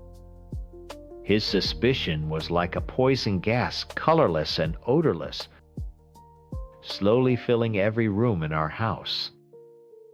A few weeks ago, Daniel hosted a strategy dinner for the senior executives at his home. He's divorced a brilliant guy who lives and breathes the company. He's tough, but he respects me and listens to my ideas, treating me like the competent professional he hired me to be. His house was stunning. It was modern with floor-to-ceiling windows overlooking the city. It was everything I'd been dreaming of for us. Spacious, full of light, a place where you could really live and entertain. I kept thinking about the cramped little patio we had and the kitchen I wanted to renovate. This was possible. This was the kind of life hard work could buy. I was so excited, so inspired. I discreetly took a couple of pictures on my phone of the incredible view from his kitchen and the open-plan living area, not to be weird, but to show Mark. I wanted to say, "Look at this, we could do this. This is what I'm working for times us, asterisk." When I got home that night, he was already in bed pretending to be asleep. The next day, I tried to show him the pictures, my phone in my hand, my voice bubbling with excitement. "You have to see the house my boss has I started. It's incredible. The view from the kitchen alone is..." He didn't even glance at the phone at first. He just looked at me. His face, which used to look at me with love, was a cold, hard mask. "Your boss's house?" he said, his voice flat. "Yeah, Daniel. He had the leadership team over for dinner." "Look," I said, pushing the phone toward him. He took it and swiped through the two photos. There was no wonder in his eyes, no shared dream. Just a dark gathering storm. He handed the phone back to me, his fingers barely touching mine. "So you're spending your evenings inside his house now," he stated. Not as a question, but as an accusation. My heart sank. It wasn't about a house, or a dream, or our future. In his mind, my success wasn't ours. It was mine. And it was a threat. Every bottle of wine, every gift card, every late night at the office was being collected and filed away as evidence for a trial that was already happening in his head. And these pictures, the ones I took, with so much hope for our future, had just become his star exhibits. I just stared at him, the phone feeling heavy and cold in my hand. My excitement evaporated, replaced by a familiar sinking feeling of dread. It was a team dinner, Mark. For the senior leadership. There were 6 of us there. At his house, he pressed his arms crossed over his chest. That was his power stance, the one that said, "I am the reasonable one here and you are being hysterical." Why his house? Why not a restaurant? I don't know, because he wanted to. It was nicer than any restaurant, I said, my voice rising in frustration.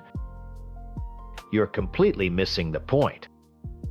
The point wasn't times whose times house it was. The point was times the house itself, asterisk. What we could build. What I'm working towards. For us. He let out a short, bitter laugh. For us? Don't lie to me. This whole new you isn't for us.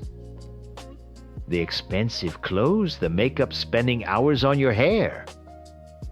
Who is that for, huh? Because you sure as hell don't do it on the weekends when it's just me. Every accusation was a perfectly aimed dart. And they all hit their mark. All the little resentments he'd been collecting were finally being brought out for display. The fancy leftovers, the gift cards, the late nights. He listed them off one by one, his voice getting colder with each item. That $100 gift card. The ridiculously expensive wine. You think I'm stupid. You think I don't see what's happening. That's when I snapped. The exhaustion from work, the constant feeling of being misunderstood, the loneliness, it all boiled over. What do you think is happening, Mark? I yelled, throwing my hands up in the air.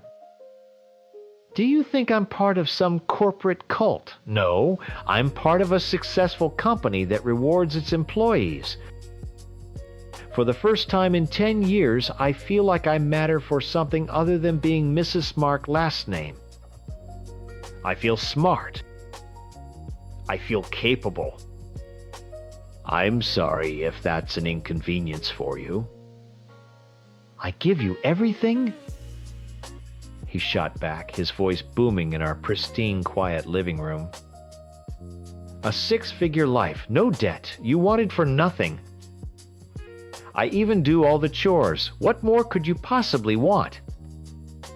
There it was. The performance. The list of his contributions, as if our marriage was a business transaction and he had more than fulfilled his side of the contract. I want a partner, not a CEO of our household, I screamed, tears finally starting to burn in my eyes. I don't want a husband who vacuums as a way to prove a point. I want someone who asks me about my day and actually listens. I want someone who sees me, the person, not just a line item in his portfolio of success. When we're in therapy, you talk about the weight of your feelings, but when I try to talk about mine, you call it stubbornness. Do you have any idea how it feels to be erased in your own home? His face went rigid. The self-righteous anger was replaced by something darker, something uglier. He took a step toward me, his voice dropping to a low, venomous hiss.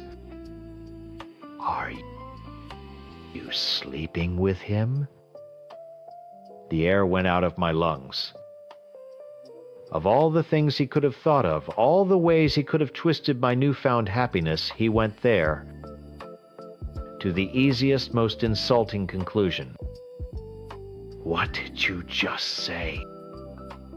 I whispered, my whole body trembling. Daniel, your boss, the brilliant divorced man in the big empty house. Are you sleeping with him? Is that why he's giving you all these gifts? Is that what you have to do to get ahead? The slap was a reflex. I didn't even think about it. My hand just flew up and connected with his cheek. The sound of it echoed in the silence that followed. We both stood there frozen and breathing heavily, staring at each other in shock. The man I had loved for a decade was looking at me like I was a stranger, a whore who had just been caught. And I was looking at a man whose insecurity was so deep, so consuming, that he would rather believe I was a cheater than believe I was simply successful on my own. I didn't say another word. I turned, walked into our guest room, and locked the door. The next few days were a special kind of hell. We moved around each other in our perfect house like ghosts with unfinished business. The silence was thick and suffocating. Every morning I would get ready for work, putting on my armor, the blazer, the heels, the confident makeup, and every glance he shot my way was filled with poison. Work, my one safe place, now felt tainted. I'd be in a meeting with Daniel discussing quarterly projections, and a part of my brain would scream times, "Mark thinks you're sleeping with this man." Asterisk. It was humiliating. We had a counseling session that Thursday. The entire drive there was silent. I half expected him to turn the car around. When we sat down on the familiar couch in the therapist's office, Mark didn't wait to be asked. He just started talking, laying out his case like a prosecutor in a courtroom. He spoke calmly and logically, which made it all the more chilling. He presented his evidence, my new wardrobe, the late nights, the gifts, and finally Exhibit A. the pictures of the inside of my CEO's house.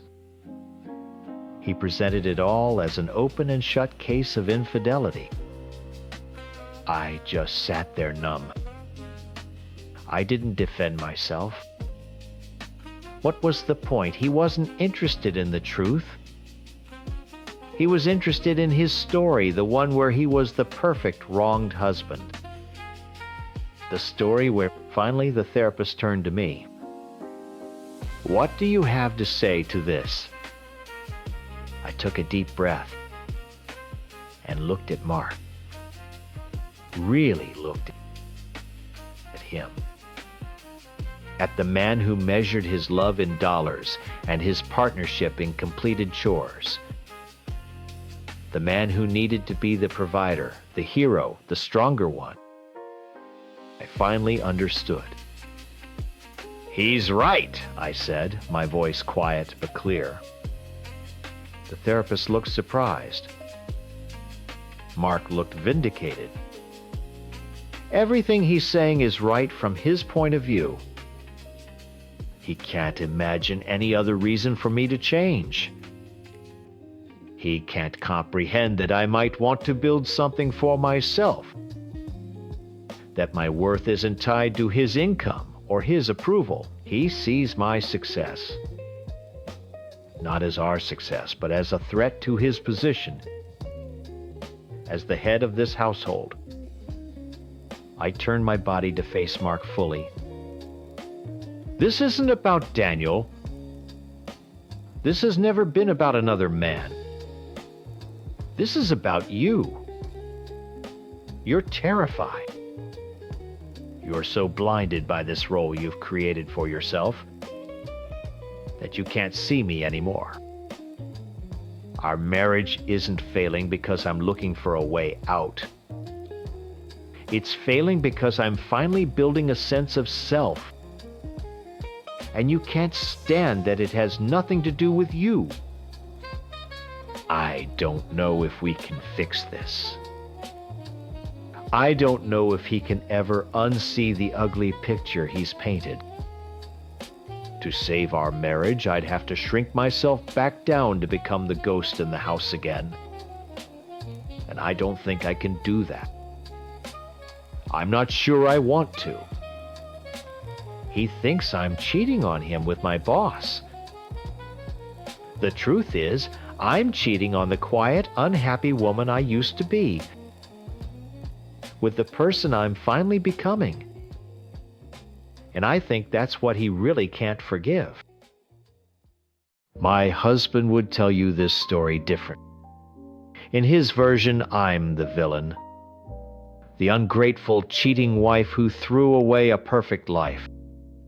And maybe I am. But a story is never just one person's version of the truth.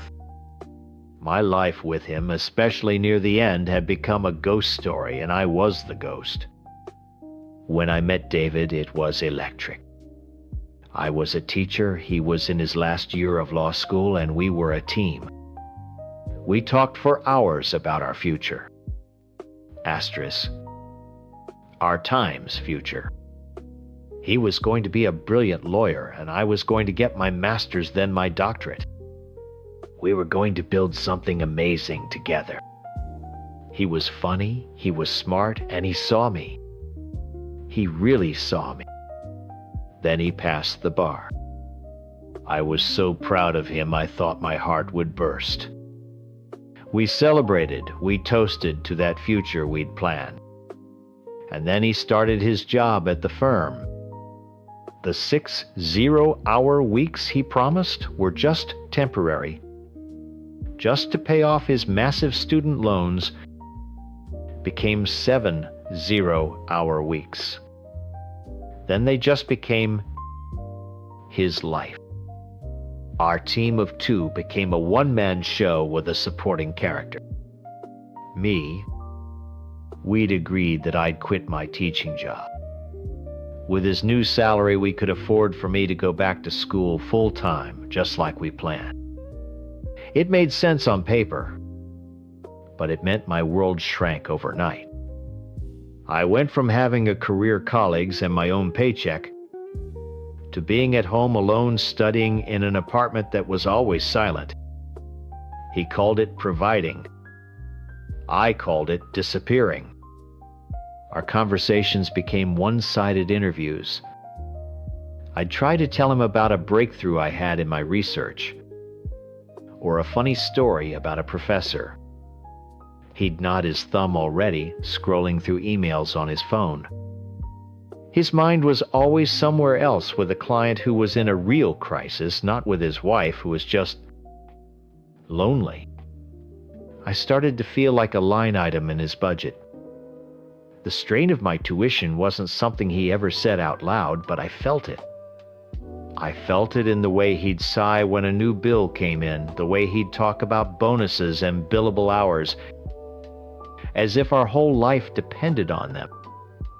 I was just there. I kept the apartment clean, made sure he had food to eat when he finally stumbled home at 10 p.m., and I kept myself quiet so he could rest.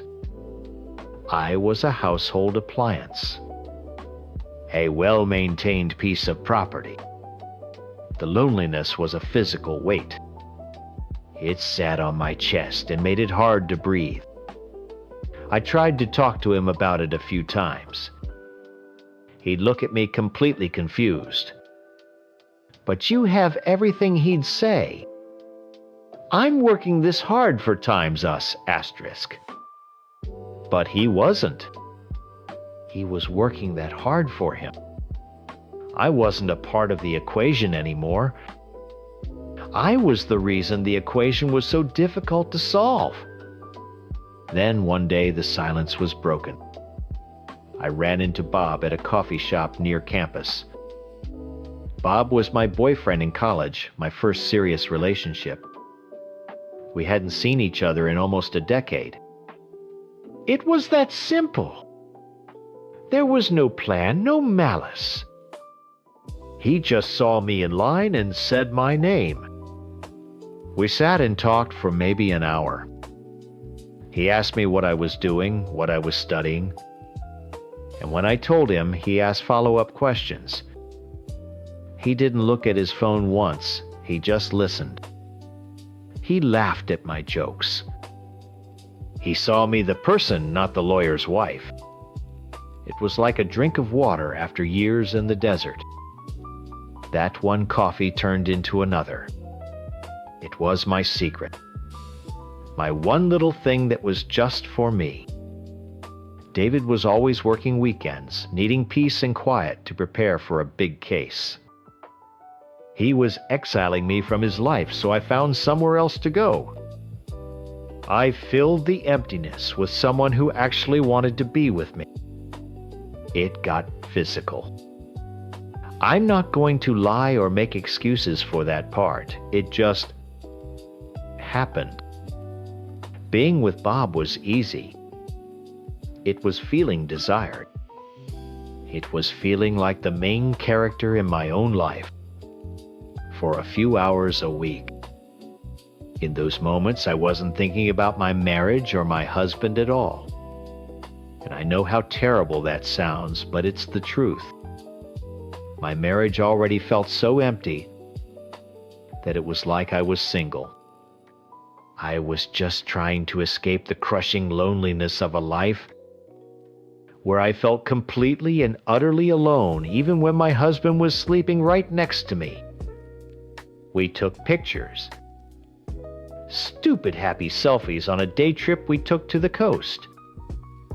We were just messing around. He had his arm around me, and in one of them we were kissing. I saved them to an old laptop hard drive. I had a place to keep things from that part of my life. I didn't know why exactly. Maybe I just needed proof that I existed, that someone had seen me. The necklace. That's the part that David will focus on. The part he used to convict me. In some of the photos, I'm wearing a simple silver necklace he gave me for our first anniversary. He points it out. It will sound like the ultimate betrayal. like I was flaunting his love while I was in the arms of another man. But the truth is so much more pathetic. That necklace was a gift, yes, but it had become my times necklace. I never took it off. It was a part of me like a mole on my skin. I didn't put it on that day to spite him or to make a statement. I didn't think about it at all. I just forgot it was there. Because in those moments with Bob, I had forgotten about David too. That was the real tragedy. I ended it with Bob about a month ago. The guilt was starting to eat at me, and I knew what I was doing wasn't a solution. It was a temporary fix for a problem I needed to face. I was going to talk to David. I was going to demand we go to counseling, that we find that team we used to be. I was preparing my speech, gathering my courage. I came home yesterday afternoon from the library. David was supposed to be at the office until late, preparing for a big deposition. But his car was in the driveway. A knot of ice formed in my stomach. I walked inside, and the apartment was dead silent. His briefcase was on the floor, his coat thrown over a chair. It was messy, which was unlike him. "David!" I called out. No answer. I walked toward our home office. The door was ajar. And then I saw it. In a box in the back of my closet, I keep old electronics and memories. Old phones, chargers, and that old laptop hard drive. It's been in that box for years. But the box was on the floor of the office open, and the hard drive wasn't inside. My eyes shot to his desk.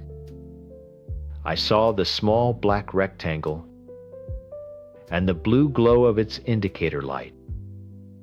It was plugged into his PC. My heart was hammering against my ribs, a frantic trapped bird. I took a slow step into the office, then another. The monitor glowed a cold clinical light in the dim room. On the screen was the photo. The one of me and Bob on the coast, the wind in my hair, a stupidly happy, carefree smile on my face. The one where he was leaning in to kiss my cheek. I felt sick. My whole body went cold, then hot. He'd seen it. He'd seen everything. My first thought wasn't shame, it was a desperate, panicked need to explain. To tell him about the loneliness, the silence, to make him understand the times why, asterisk. He had to let me explain. But David is a lawyer. He doesn't listen to explanations. He listens to evidence. And the evidence was right there. My eyes scanned the desk, looking for a note, a letter, anything.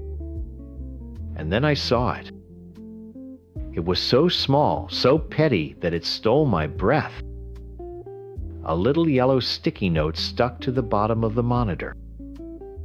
On it was his precise, neat handwriting, the same he used for legal briefs. It was just an arrow drawn in black ink pointing up at the screen. Not at my face or Bob's. It pointed directly at the little silver necklace I was wearing in the photo. That's when I knew this wasn't about heartbreak. This wasn't the lashing out of a man in pain.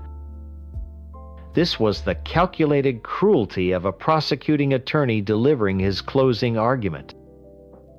The arrow wasn't a cry of, "How could you?" It was a gotcha. He wasn't wounded. He was winning.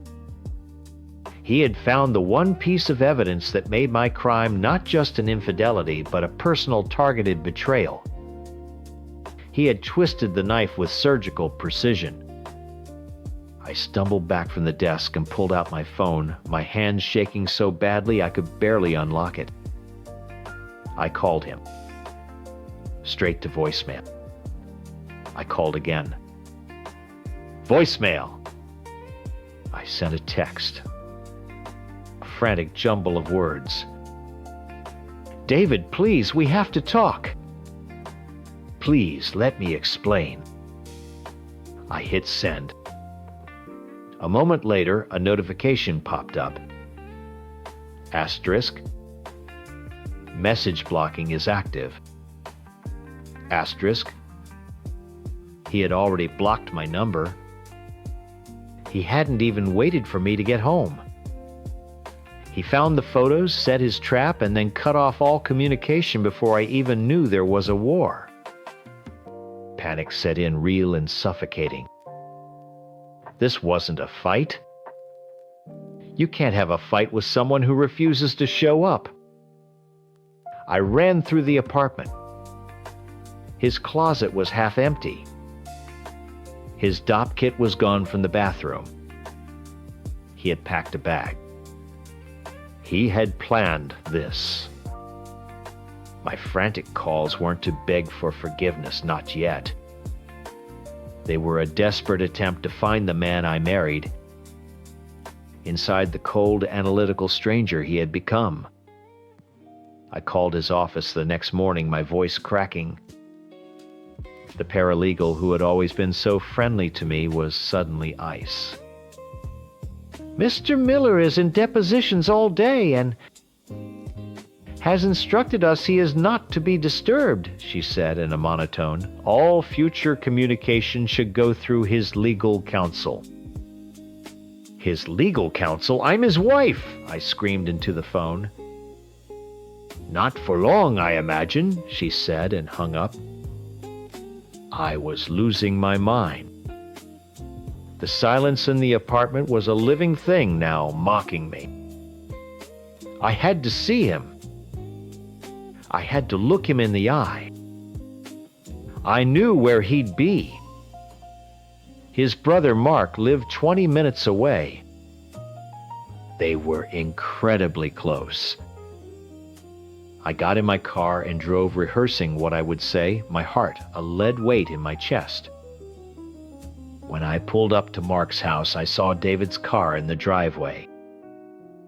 A wave of relief washed over me. He was here. I could talk to him. I ran up to the door and rang the doorbell.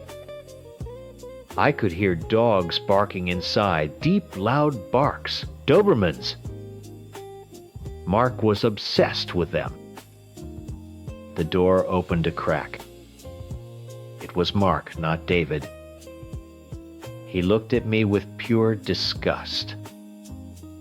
You need to leave Wendy, he said, his voice flat.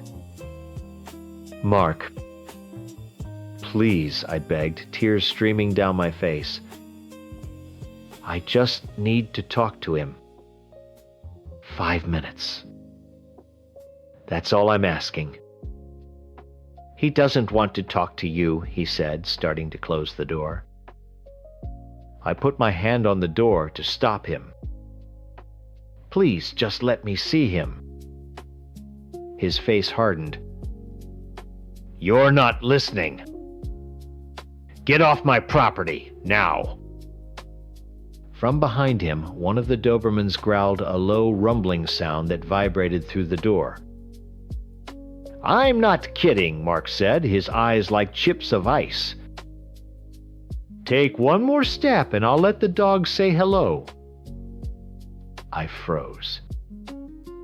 He would do it. He would actually let his dogs on me. This was the family that had welcomed me in, that had called me a sister. Now they were pointing a weapon at me. David had done more than just leave. He had circled the wagons. He had turned his family and his law firm into a fortress, and I was the enemy at the gate. I walked back to my car, defeated, humiliated. That was the last time I tried to make direct contact. It's been 3 weeks. I received a letter from a lawyer I've never heard of. It informed me that David had filed for divorce and that I would be served papers shortly. It also stated that he had canceled all our joint credit cards and that a check for a provisional allowance was enclosed.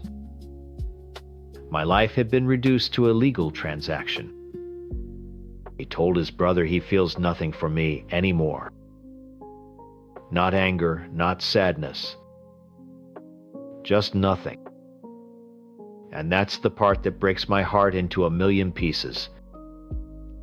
Because it proves what I feared all along, sitting alone in that silent apartment. I wasn't a partner he had lost. I wasn't a wife he was mourning. I was just a case. A messy, emotional file he'd reviewed, made a decision on, and closed. He'd moved on to the next one, and I was left in the evidence locker. My biggest mistake wasn't cheating on my husband.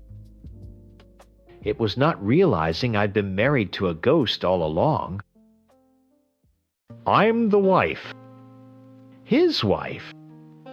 Well, his soon-to-be ex-wife. I'm sure by now you've all read his side of the story. I'm the monster who cheated the one who broke our family and traumatized our children. The villain. And I won't lie. I did a terrible, stupid, selfish thing. I had an affair for 7 months. That part is true. But if you think our marriage ended 7 months ago, you're wrong. Our marriage died a long, slow death over years, and he was the one who unplugged the life support long before I did. He probably told you we had a great marriage. And from his perspective, I guess we did. The house was clean, the bills were paid, the kids were happy and healthy. I managed the schedules, the school forms, the doctor's appointments. I was a good partner in the business of running our life. But somewhere along the way, I stopped being his wife and just became the household manager. He stopped seeing times me, asterisk.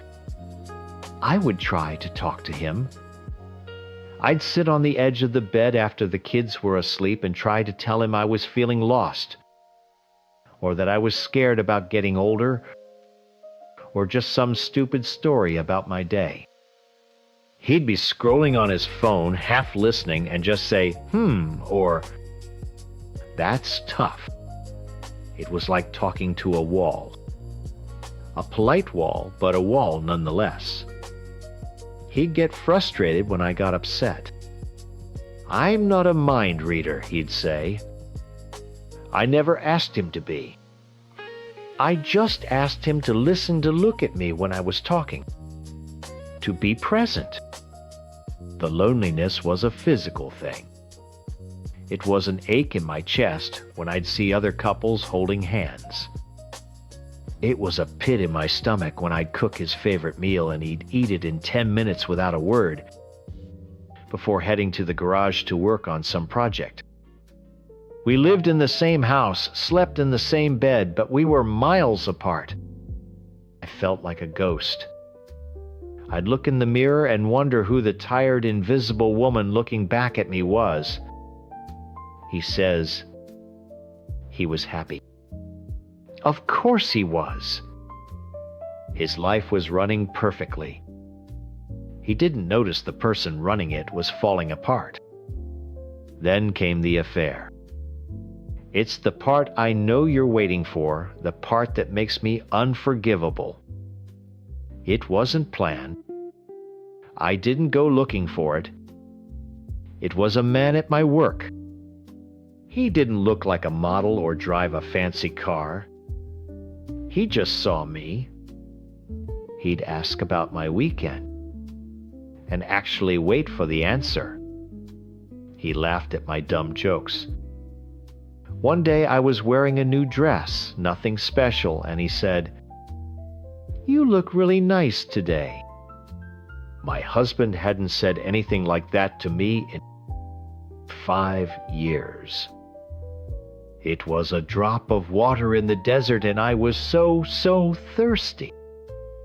It started with lunches and escalated.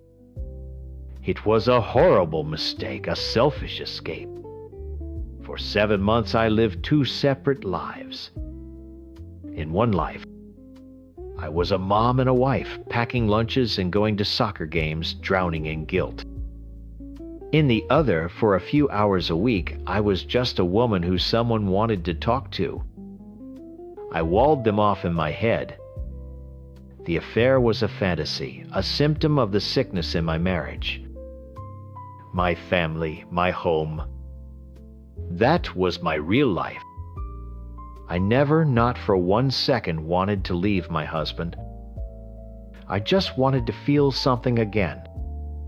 I thought I could keep it contained, that it was a mistake I would eventually end and deal with on my own.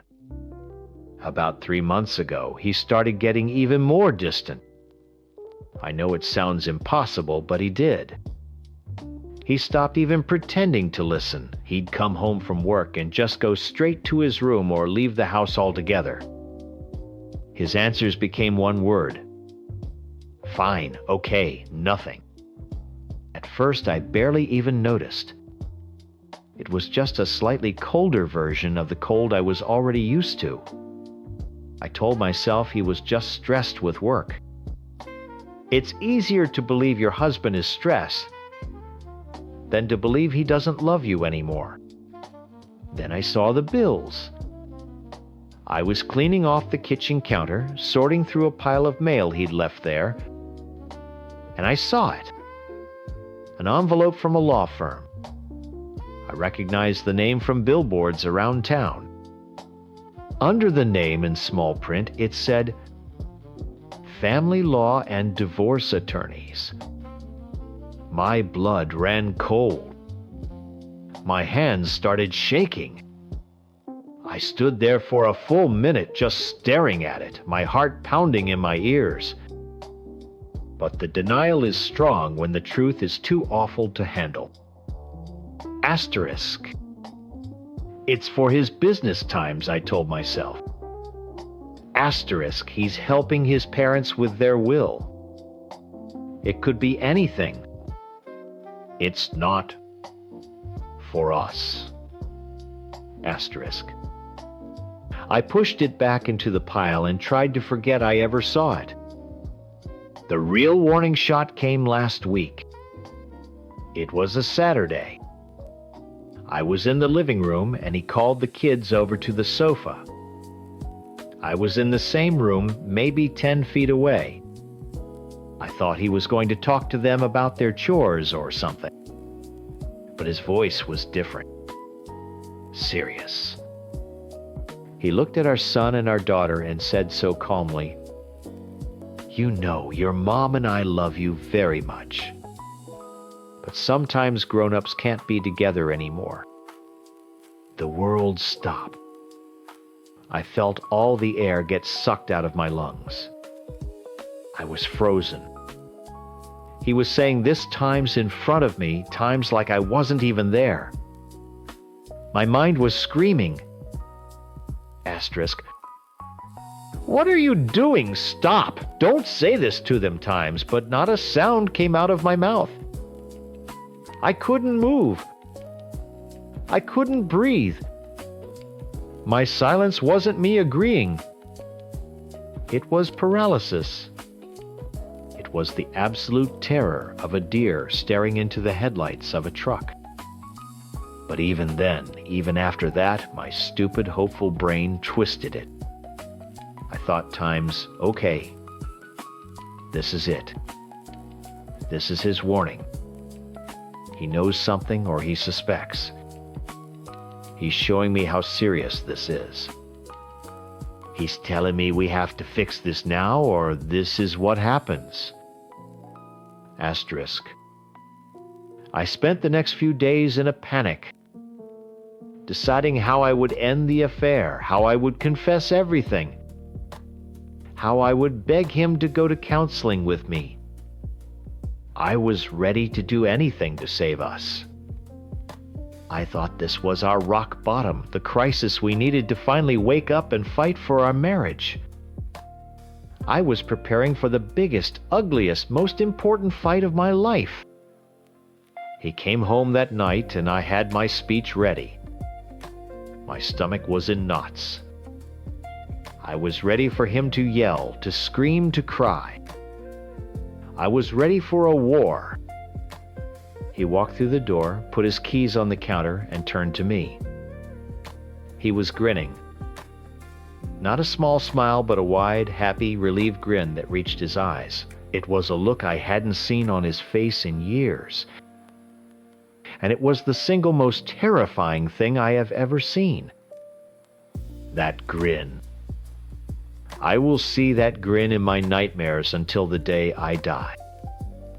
It wasn't the sad, pained smile of a man trying to be brave. It was genuine. He looked happy, truly, deeply happy. Like he'd just gotten a promotion or won the lottery. And in that moment I knew the fight I had been preparing for was already over. I had lost before it even began. "We need to talk," he said, his voice light and airy. He gestured to the sofa, the same sofa where he had just told our children their family was breaking apart.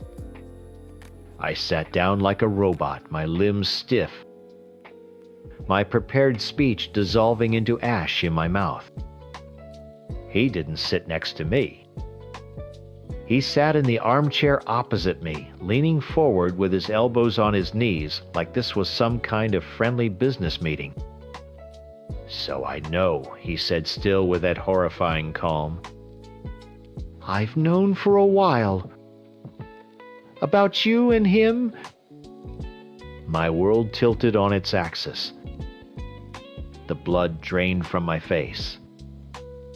I opened my mouth to say something to deny, to explain, to apologize, but he held up a hand. "Don't." "It's okay," he said. Asterisk. It's okay times. Honestly, it just made things clearer for me. I've been checked out for a long time, and this was the permission I needed, I guess, to finally be done. He said it all so simply, so matter-of-factly. He wasn't heartbroken. He wasn't angry. He sounded relieved. And that's what broke me. The wall in my mind, the one that kept my stupid affair separate from my real life, didn't just crack. It exploded. The fantasy wasn't a separate, harmless thing. It was the bullet I had loaded into the gun myself and handed to him. "What? What are you saying?" I stammered my voice, a pathetic whisper. "I'm saying I want a divorce," he said. And the grin came back smaller this time, but still there. "It's time. I'm ready to move on. I'm ready to start dating again. Be happy." He leaned back, crossing his arms. "I've actually reconnected with someone. Monica. From my old hometown. You might remember her. We've been talking a lot. It's been nice." Monica. An old acquaintance. He hadn't just been detaching. He had been building a new bridge while letting ours crumble into the sea. He had mourned our marriage in private months ago and moved on while I was still trying to patch the leaks.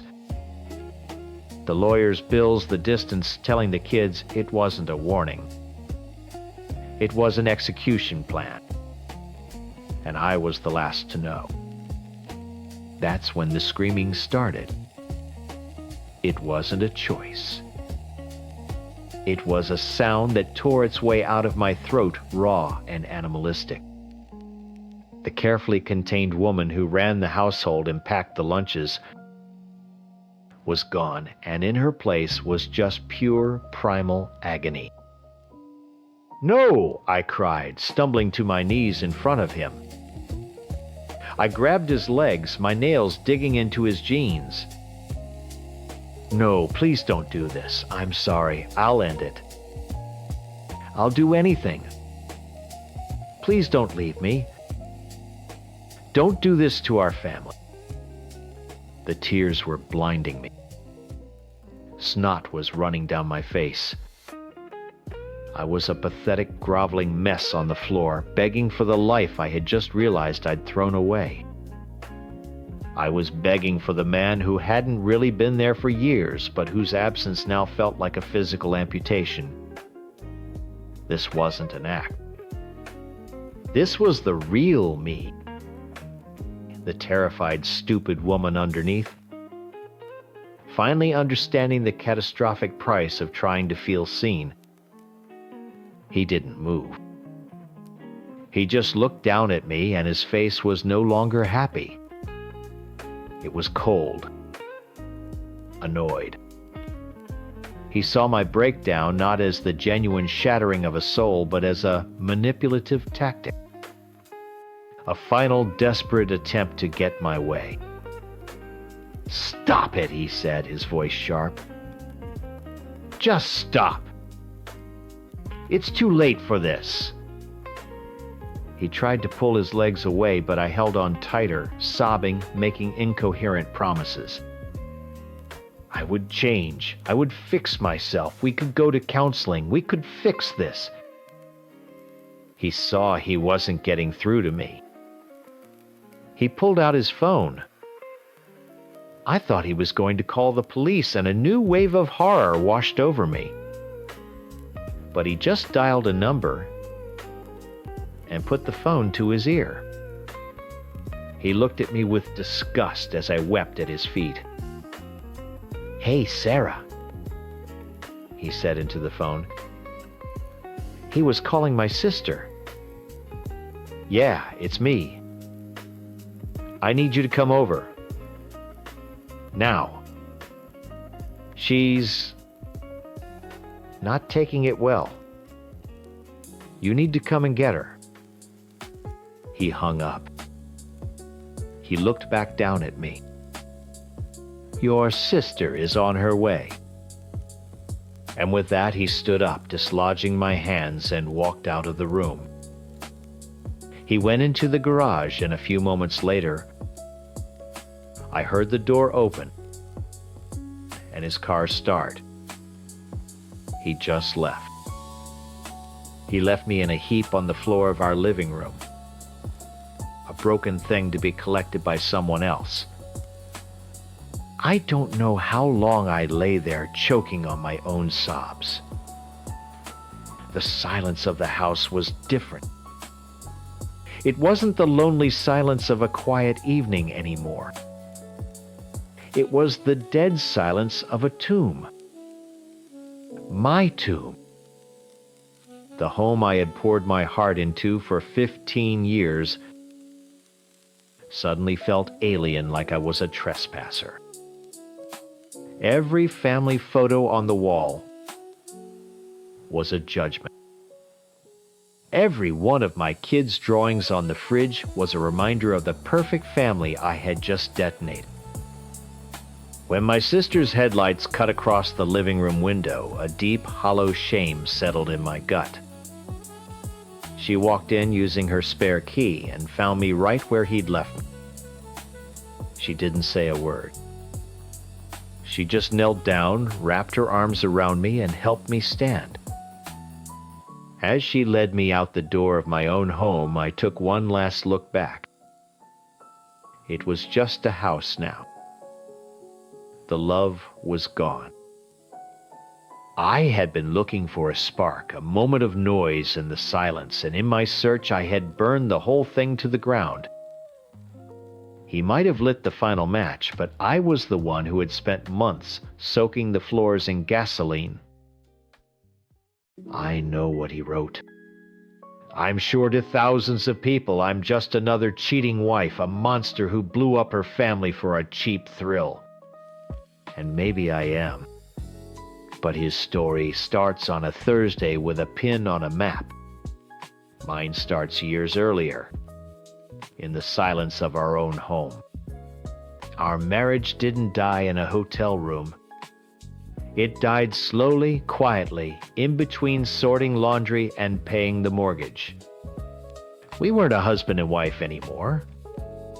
We were co-CEOs of a messy, underfunded startup called Our Family.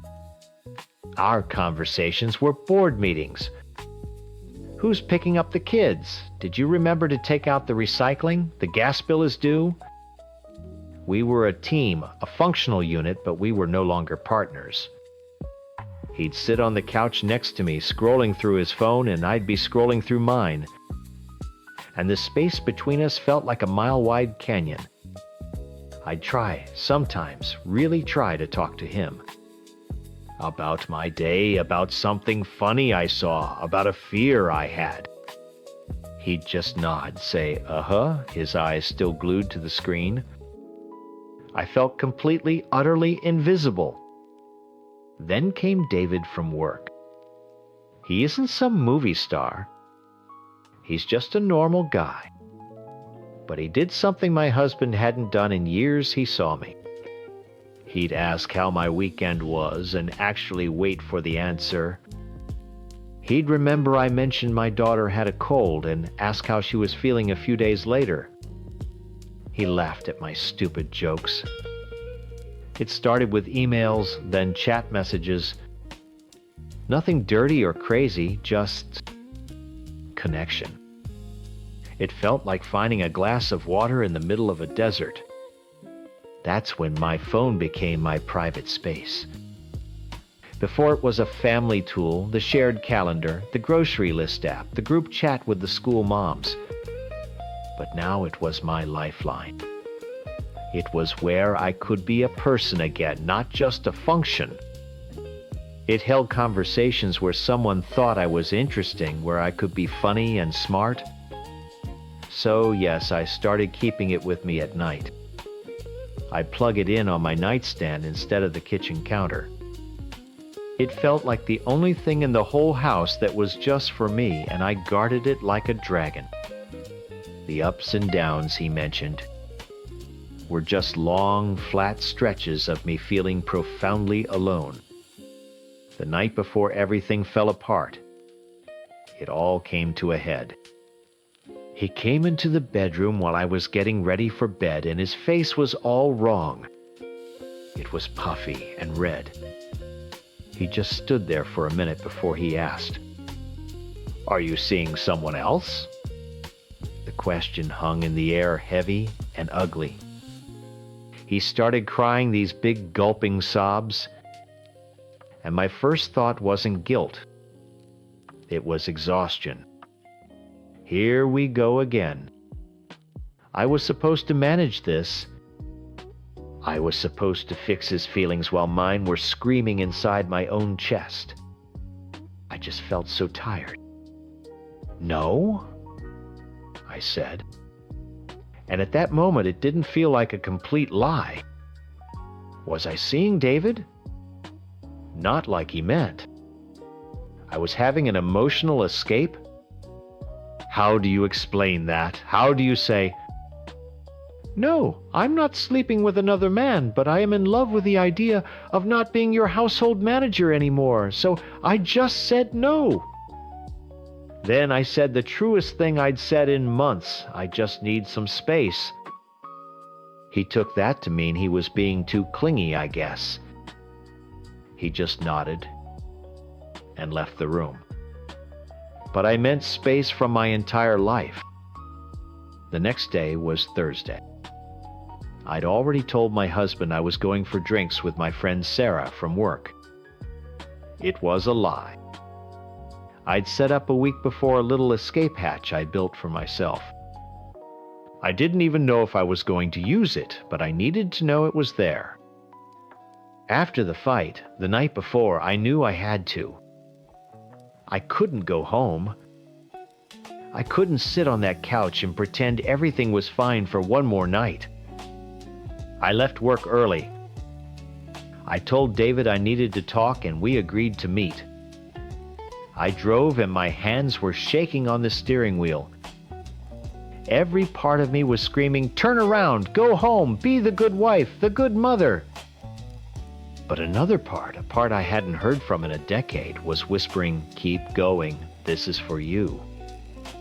We ended up at a hotel. It wasn't planned, not really. It just sort of happened. It wasn't about love or passion. In that sterile beige room, I wasn't mom. I wasn't wife. I wasn't the person who knew where the extra light bulbs were or when the dentist appointments were scheduled. I was just me. A woman. A person who could make a decision, a terrible, reckless, stupid decision all on her own.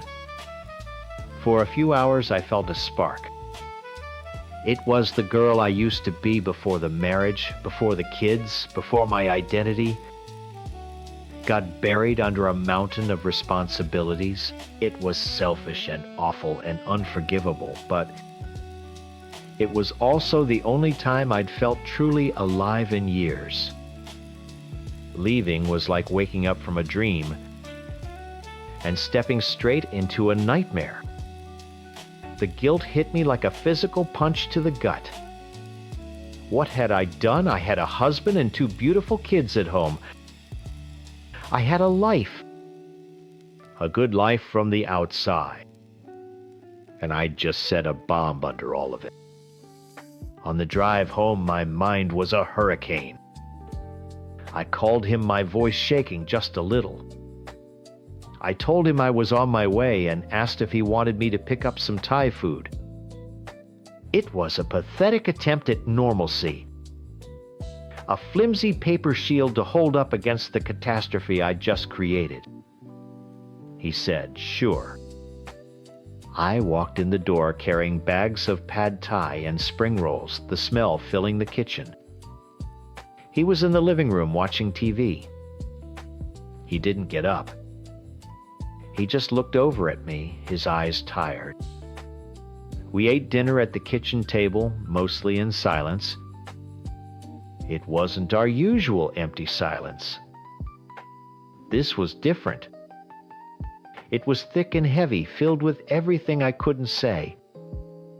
He'd ask me how Sarah was, and I'd mumble something about her being fine.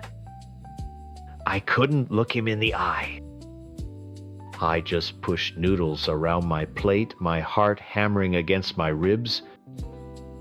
I felt like I had a giant flashing sign over my head that said, "Liar." But he didn't press. He didn't ask questions. After we ate, we cleaned up the kitchen together, our arms brushing against each other as we put the dishes away.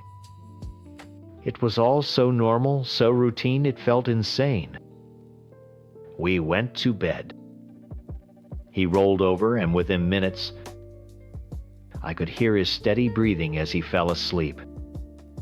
I lay there in the dark for hours, staring at the ceiling, my guilt and the leftover thrill from the afternoon churning in my stomach. For a crazy second, I thought I might have gotten away with it.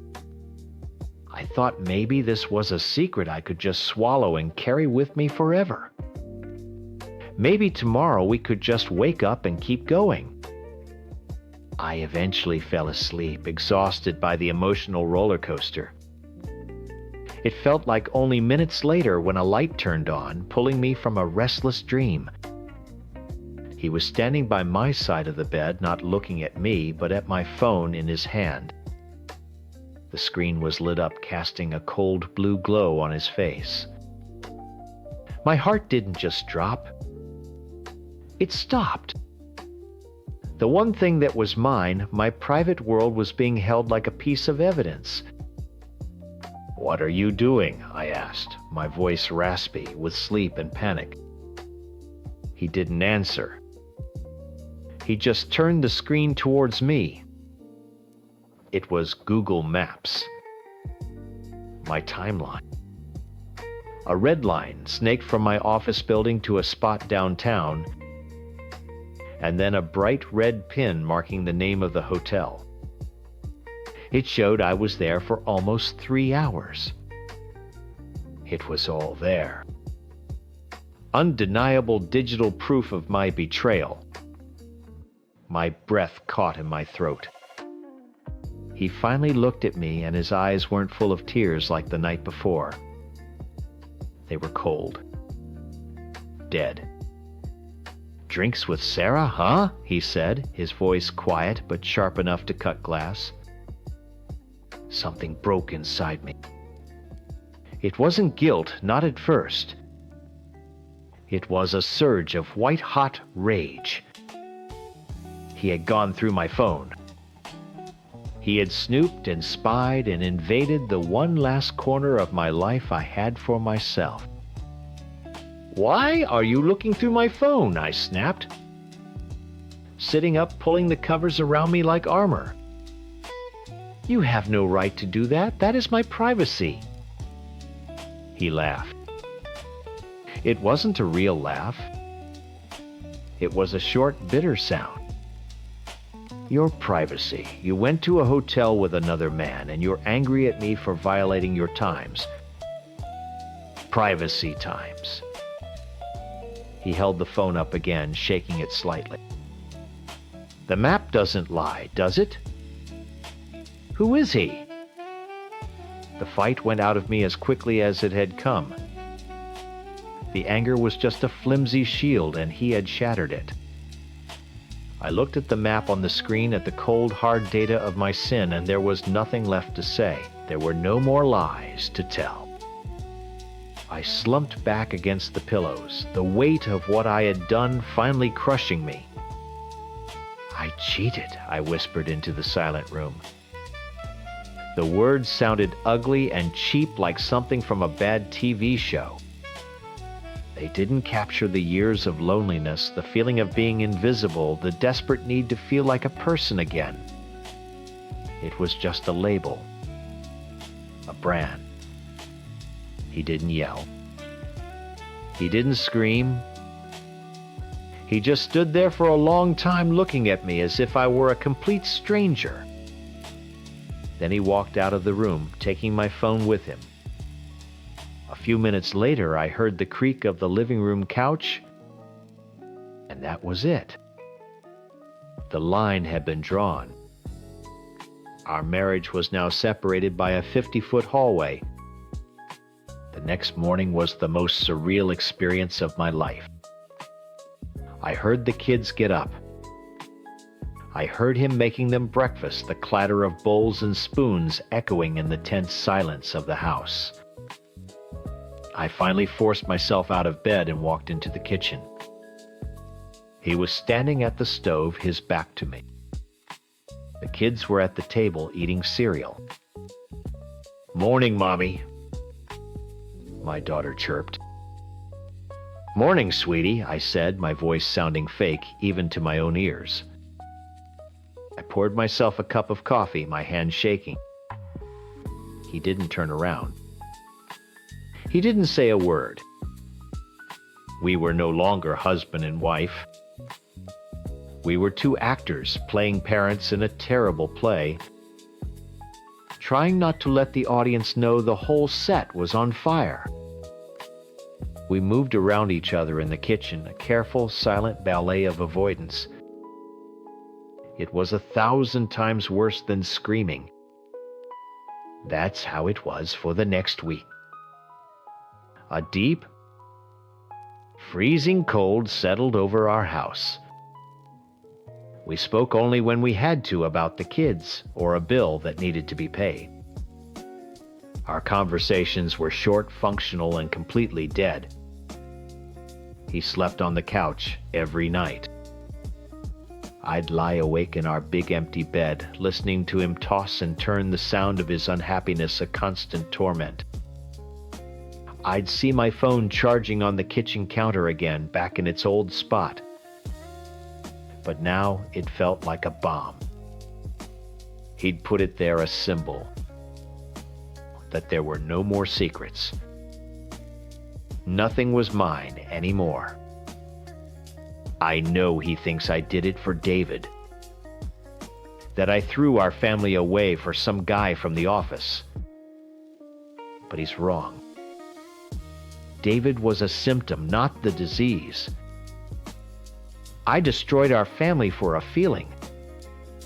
I did it for a few hours, of feeling seen, of feeling like the main character in my own life, instead of a supporting role in everyone else's. It was a selfish, desperate, and catastrophic act of self-destruction. I chose a temporary escape over a permanent home. He started talking to a lawyer. I see the emails on the computer screen when I walk by. He's making plans for a life without me in it. And I can't even blame him. I'm the villain of this story. I know that. But what I don't think he'll ever understand, what he could never see from his side of the canyon between us, is that I had felt like a ghost in our marriage for years. And on that Thursday, I chose to become a monster instead, just so I could feel real again. I know what people say about me. I'm the wife who cheated, the one who kicked him out the day before his birthday. I'm the villain in his story, and maybe I am. But stories are never that simple, are they? You only ever hear one side, and his side makes me sound like a monster. I just want for once for someone to understand why. When I met him in March of 2013, it was like a movie. He was funny, charming, and so incredibly kind, especially to my son. I was a single mom, and the way he looked at my boy like he was already his own, it melted me. I finally saw a future that wasn't just me struggling alone. I saw a family. We fell fast and hard, and for 2 perfect months, it felt like we were building the start of a real life. Then in May, I got the call. There are moments that slice your life into a before and an after. And that was mine. He was in the hospital. His heart. The doctors used words like massive and catastrophic. They spoke in quiet, serious voices that didn't leave much room for hope. Seeing him in that hospital bed, hooked up to a dozen machines so pale and weak, it was the most terrified I've ever been. Some people would have run. We'd only known each other for a few months. But I didn't. I ran towards him. I looked at this man fighting for every single breath, and I thought, this is it. This is what love is. It wasn't a choice. It was an instinct. I spent every single day of his recovery in that uncomfortable hospital chair. I learned the names of his nurses, I learned how to read the beeps on the monitors, and I talked to him for hours even when he was too sedated to answer. I told him about our future. I told him he had to pull through for me, for my son. I believed with every part of my being that I could be his reason to live. The day before he was discharged, my hands were shaking, but my voice was clear. I asked him to marry me. People called me crazy, said it was too fast, that it was just the trauma talking. But to me, it was a promise. It was me telling him and the universe that we had already survived the worst thing that could possibly happen. I was promising him that I would be there to help him build the beautiful, happy life he deserved after all that pain. And for a little while it worked. We got married. We built a home. I loved being his wife. I loved watching him teach my son how to throw a baseball. I looked at our life and I felt so proud. I really truly thought that my love had been enough. I thought I had saved him. But you can't save someone from the battle inside their own head. The heart surgery was a crisis, but his depression, that was the war. It was a quiet, creeping thing he'd lived with since he was a kid, a ghost that followed him into our marriage and sat at our dinner table every night.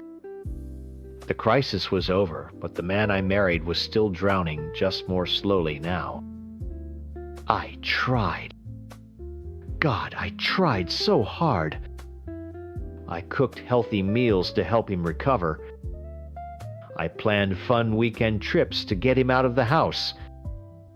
I encouraged him to talk to someone, to find a hobby to do, times anything asterisk. It was like pouring water into a bucket full of holes. Nothing I did could fill the emptiness inside him. He'd just give me that tired, empty smile and retreat back into himself. The breaking point for us, the moment I think we truly started to die, was in 2015. I was so tired. I was working full-time, raising my son, and spending every spare ounce of energy trying to pull him out of his darkness. I was exhausted, down to my bones. We were having another one of those circular conversations where I was begging him to fight, and he was just staring blankly at the wall. In a moment of sheer desperation, the words just fell out of my mouth. I said, if I knew this was going to be our life forever, I don't know if I would have been strong enough to sign up for it. I saw the light go out in his eyes. He heard, I regret marrying you. I don't want you. What I was screaming, what I meant was, I'm drowning right next to you and I need your help to save us both. Please grab my hand. He never grabbed it. After that day, he let go completely. That's when the weight gain started. He ballooned up to 326 pounds over the next 2 years. And please, don't think this was about me not finding him attractive. I didn't care about the weight on his body. I cared about what it meant. It was a physical sign of him giving up. Every pound was another layer of armor he was putting on to keep me and life out. He was eating his sadness, burying himself in it. He stopped leaving the house. He stopped playing with my son. He just existed. Our home became a prison and I was the warden. My life was a rotation of cooking for him, cleaning up after him, and begging him to get off the couch. I wasn't his wife anymore. I was his full-time caregiver, his nursemaid, and he wasn't even a willing patient.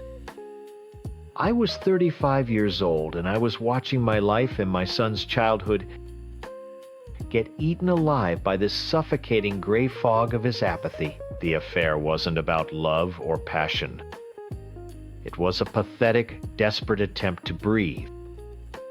In November of 2017, I met someone. A conversation over coffee turned into a lunch. It was the first time in years someone had looked at me and seen a woman, not just a caretaker. For a few stolen hours, I wasn't responsible for anyone's happiness but my own. It was wrong, I know it was. But it was also the first time I had felt alive, and not just trapped in a very, very long time. I was juggling 2 lives, and the guilt was eating me alive. But the relief was just as strong. I'd come home from a stolen afternoon, my heart pounding, and walk into the silence of our house. He'd be on the couch in the same spot I left him, the TV flickering across his blank face. He'd ask where I'd been, and I'd lie. Running errands, I'd say. He'd just nod, not really caring. The secret was mine to keep. Tonight, I came home late again. I tossed my keys in the bowl by the door. My whole body tense. He was sitting in the living room in the dark. That wasn't unusual. But when I flicked on the lamp, I saw he wasn't watching TV. He was just sitting there holding my phone in his hand. He looked up at me, and his face was a mask I'd never seen before. Quiet. Calm. Broken. "Who is he?" he asked, his voice perfectly level. My heart stopped. The air in the room went thin and cold. For a second, I thought about lying. I could have made up a story, tried to talk my way out of it. But looking at his face so devoid of emotion, I knew it was pointless. And honestly, I was tired of the lies. The secret was a heavy weight, and a huge part of me was relieved it was finally over. I didn't answer his question. I just sank onto the arm of the opposite couch and let out a breath I felt like I'd been holding for years. "It doesn't matter who he is," I said, my voice shaking a little. "He's not the problem. He's a symptom." He just stared at me.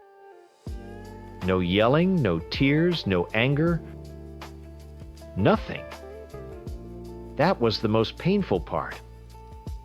I almost wished he would scream at me, throw something, call me every name in the book. At least that would have been a sign of life. A sign that he still cared enough to be hurt.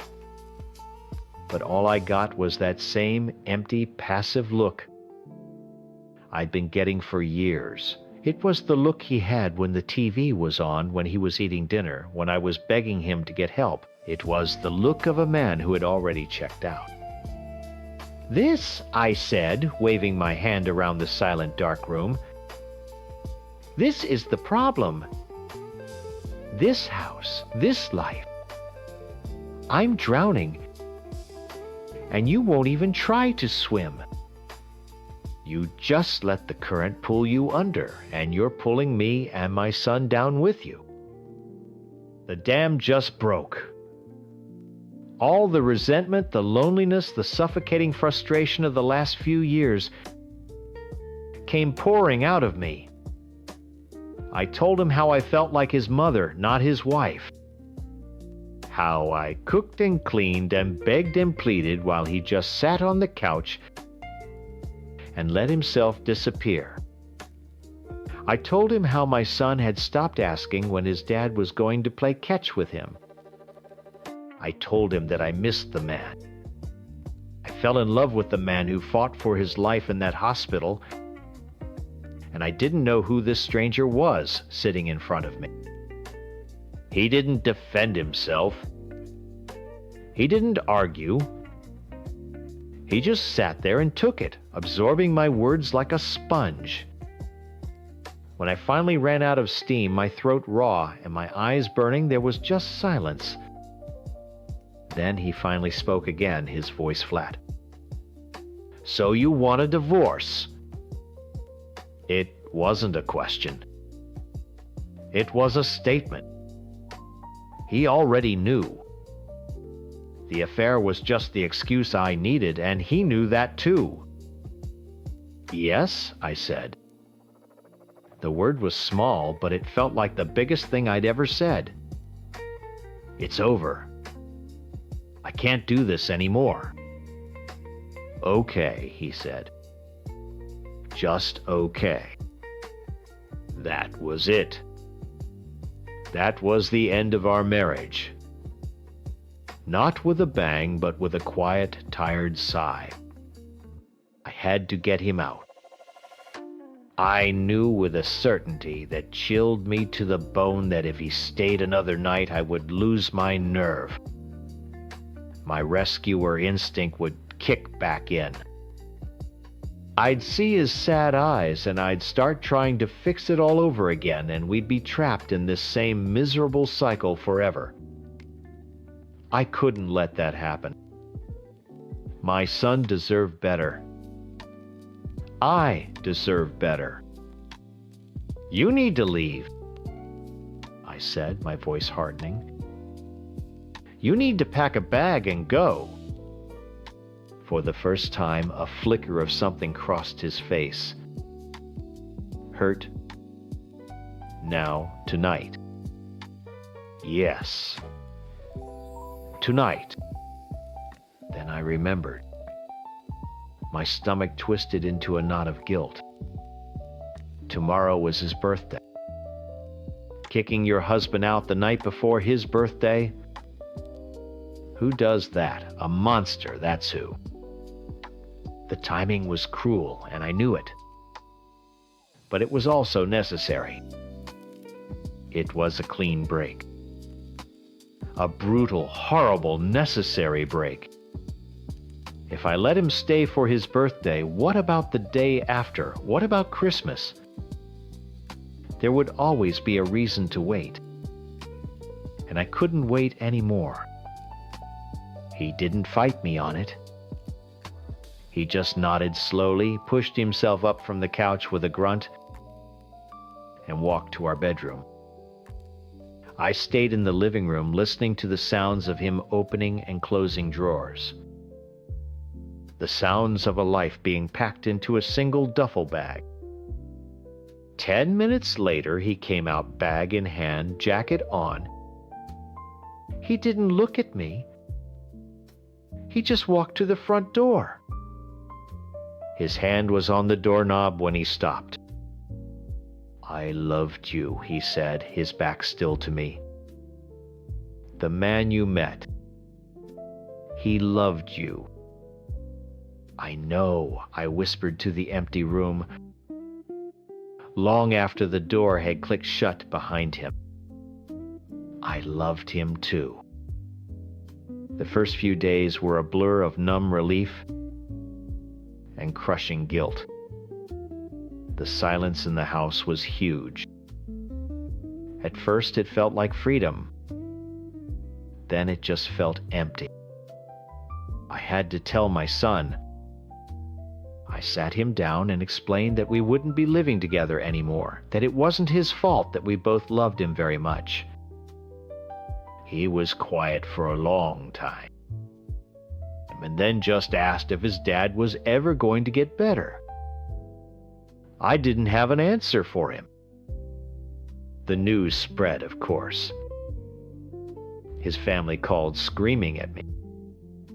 Friends I thought were mine suddenly stopped answering my texts. The story was simple and clean. I was the evil wife who cheated and threw her sick husband out on the street. I was the villain. I didn't bother trying to explain my side. What was the point? How do you explain the slow death of a marriage? How do you describe the feeling of being suffocated by someone else's sadness? You can't. So I let them think what they wanted. I failed him. I know that. The woman who made that promise in the hospital, the woman who believed her love could fix a broken heart, she failed. My love wasn't a magic pill. It couldn't fix childhood trauma, and it couldn't cure clinical depression. I tried to carry him for so long, but he was too heavy. But he failed us too. A marriage is supposed to be two people holding each other up, and I was the only one holding. He gave up on himself, and in doing so, he gave up on me and the family we were supposed to be building. I couldn't fix his heart, and I couldn't fix his mind. The only thing I could do was save what was left. I had to choose between letting all three of us drown in his depression or getting my son and myself to shore. I chose us. It was an act of self-preservation, the most selfish and most necessary thing I've ever done. I broke my promise, and I have to live with that. But when I watch my son playing in the yard now, laughing freely in a house that no longer feels heavy and gray, I know I made the only choice I had left. I'm sure you've heard my husband's side. I'm the villain of his story. The cold, heartless wife who cheated on him, took off her ring and threw away 10 years without a second thought. I'm the counselor who broke her own home, and I know how it looks. On paper, he's the victim. I'm the one who had the affair. That's the fact he holds on to, the shiny, simple truth that lets him ignore everything else. But a marriage doesn't just die in a moment of betrayal. It dies slowly over years from 1,000 tiny cuts. We met when we were 19. We were just kids. We were going to take on the world together. The problem was I started walking and he just stood still. For the entire decade we were together, I was in a constant state of motion. I got my bachelor's degree while working full-time. Then my master's with internships and more work. Then I started my doctorate, which is a whole other level of hell. I was building a career, a future for us. I thought that's what we both wanted. His version of building a future was different. It involved a controller and a headset. I'd come home after a 12-hour day, my brain fried from studying, and my feet aching from my job, and he'd be on the couch in the exact same spot I left him in that morning. He'd barely look up from his game to ask what's for dinner. Not how was your day? Not can I help, just what are you feeding me? He talks about the adventures we had. And yeah, we did things. We took nice pictures. But those were the highlights for his social media. The reality was the day-to-day grind. The reality was me trying to write a dissertation with a deadline breathing down my neck while I could hear him on the other side of the wall laughing and getting drunk with his online friends at 2 p.m. on a Tuesday. The reality was, him deciding my crisis call internship was the perfect time to have a meltdown because he felt ignored. And the depression. God, the depression. I have so much empathy for people struggling with mental health. It's literally my life's work. But there's a difference between supporting a partner and being their sole unwilling 24/7 therapist. He refused to see a professional. Why would he? He had me. He'd wake me up at 3 a.m., shaking me, telling me he wanted to die. And just like that, the weight of his entire existence would be dumped onto me. It was my job to talk him down, to reassure him, to make his world okay again, all before I had to be up in 3 hours for a full day of work and classes. I was his mother, his maid, and his crisis counselor. I was a utility. A human tool he used to keep his life running. But I wasn't his partner. I hadn't felt like his wife in years. Before everything blew up, he actually suggested we go to therapy. He says, I refused out of pride. He's wrong. I refused out of pure soul-crushing exhaustion. How could I go sit in an office for an hour a week and try to fix our marriage when the man sitting next to me refused to do the bare minimum to fix himself? It felt like another chore. Another thing on my to-do list that was entirely for his benefit. I just didn't have the energy. Then we bought the house. It was supposed to be the big step, the proof that we were solid. For me, it felt like a trap. It was just a bigger, more expensive box for me to manage. A mortgage that I was terrified we couldn't afford if my income wasn't stable. Another set of walls to hear him gaming through. It was the final anchor that pulled me all the way under. That's when I met him. The other man. I'm not going to pretend it was a cheap, sordid fling. It wasn't about sex, not really. It was about a conversation. He's a psychiatrist I met through a professional network, older established. And the first time we had coffee, he asked me a question my husband hadn't asked in years. You're doing so much. How are you holding up? And he actually listened to the answer. He didn't interrupt. He didn't make it about himself. He saw me. Not the wife, not the cook, not the therapist. He saw the academic, the professional. He saw a person who was drowning. With him, I was an equal. We talked about case studies, about theory, about the pressures of our field. I didn't have to manage his feelings or walk on eggshells. I could just be.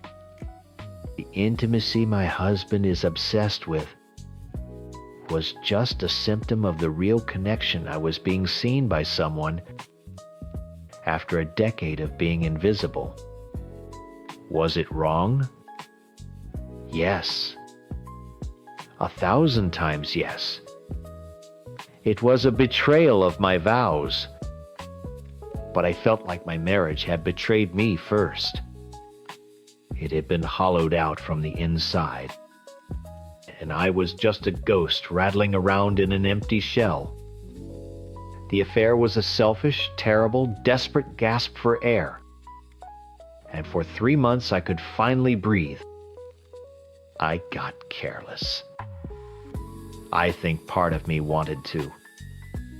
You can't live 2 lives forever. The strain will break you. I was working late at a study group and he kept texting my husband. Annoyed texts. Where are you? When are you coming home? I'm hungry. The usual. I finally got home exhausted and done with the day and just wanted to take a shower and collapse.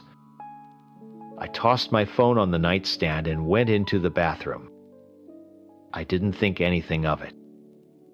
I was in the shower for maybe 10 minutes, the water washing away the stress of the day, a small moment of peace.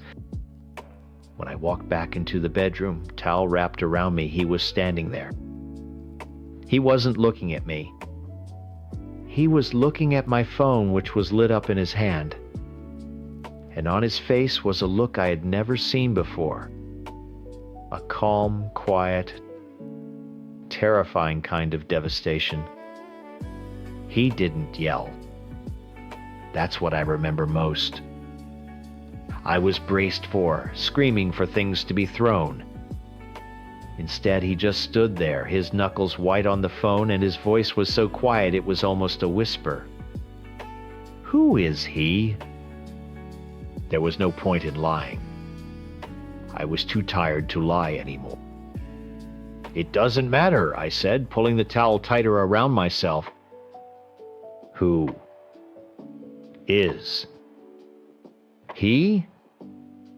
He repeated, his voice cracking on the last word. The look on his face wasn't anger, not yet.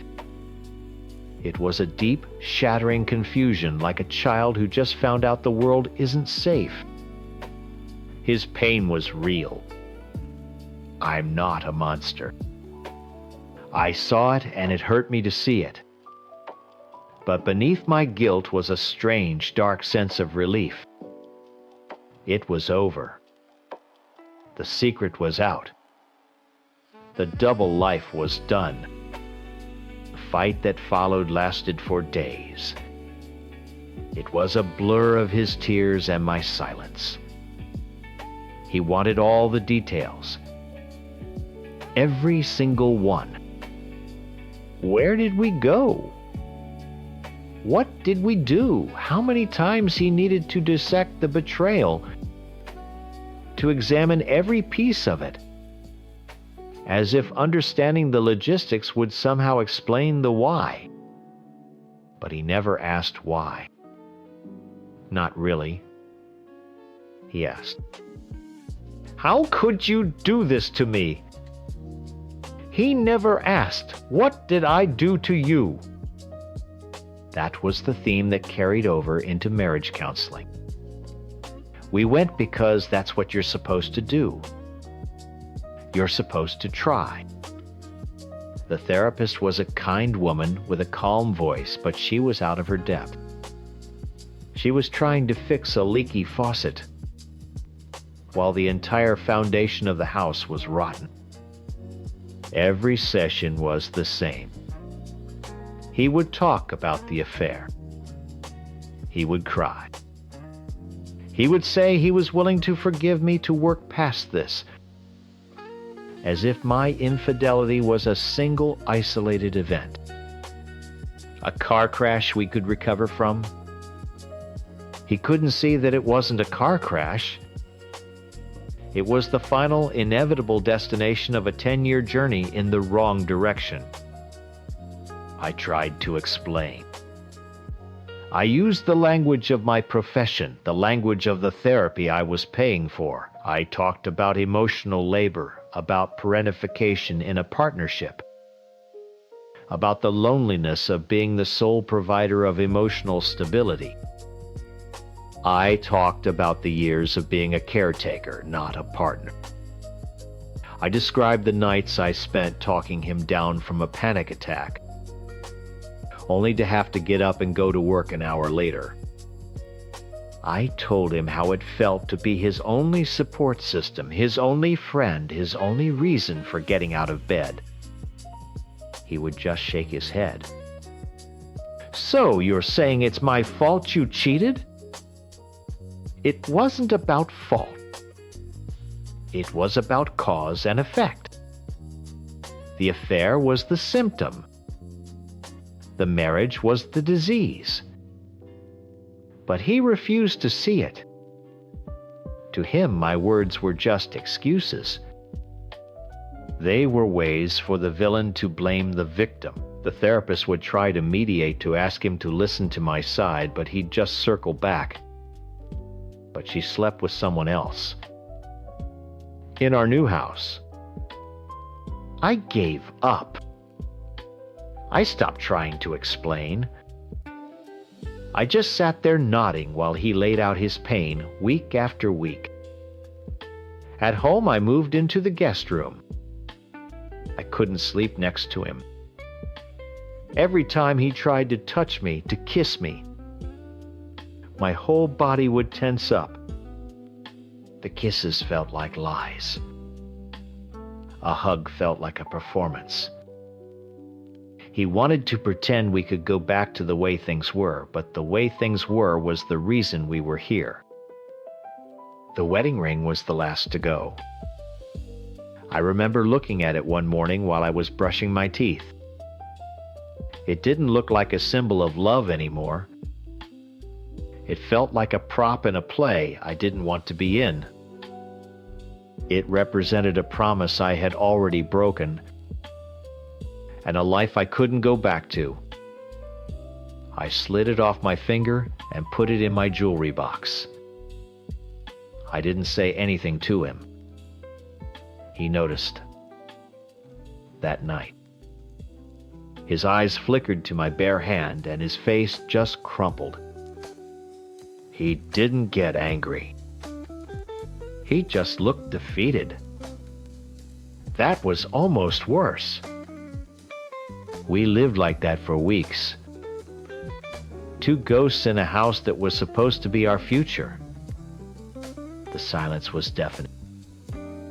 He was right when he called it purgatory. But I knew I was the only one who could open the door and walk out. The final conversation happened in the kitchen. It was a Sunday. He was trying to be normal. He'd made coffee and was asking me about my plans for the week. The forced cheerfulness was unbearable. "We can't keep doing this," I said, my voice flat. He stopped stirring his coffee. "Doing what?" "This. Pretending. I'm not in love with you anymore, and I haven't been for a very long time. Too much has happened. Too much damage has been done." I watched 100 different emotions flash across his face. Shock, hurt, denial, and finally a cold, hard anger. I told him I was going to pack a bag and stay with my parents for a while, so we could figure out the logistics of separating. As I said it, a tiny flicker of doubt, of fear, must have shown on my face.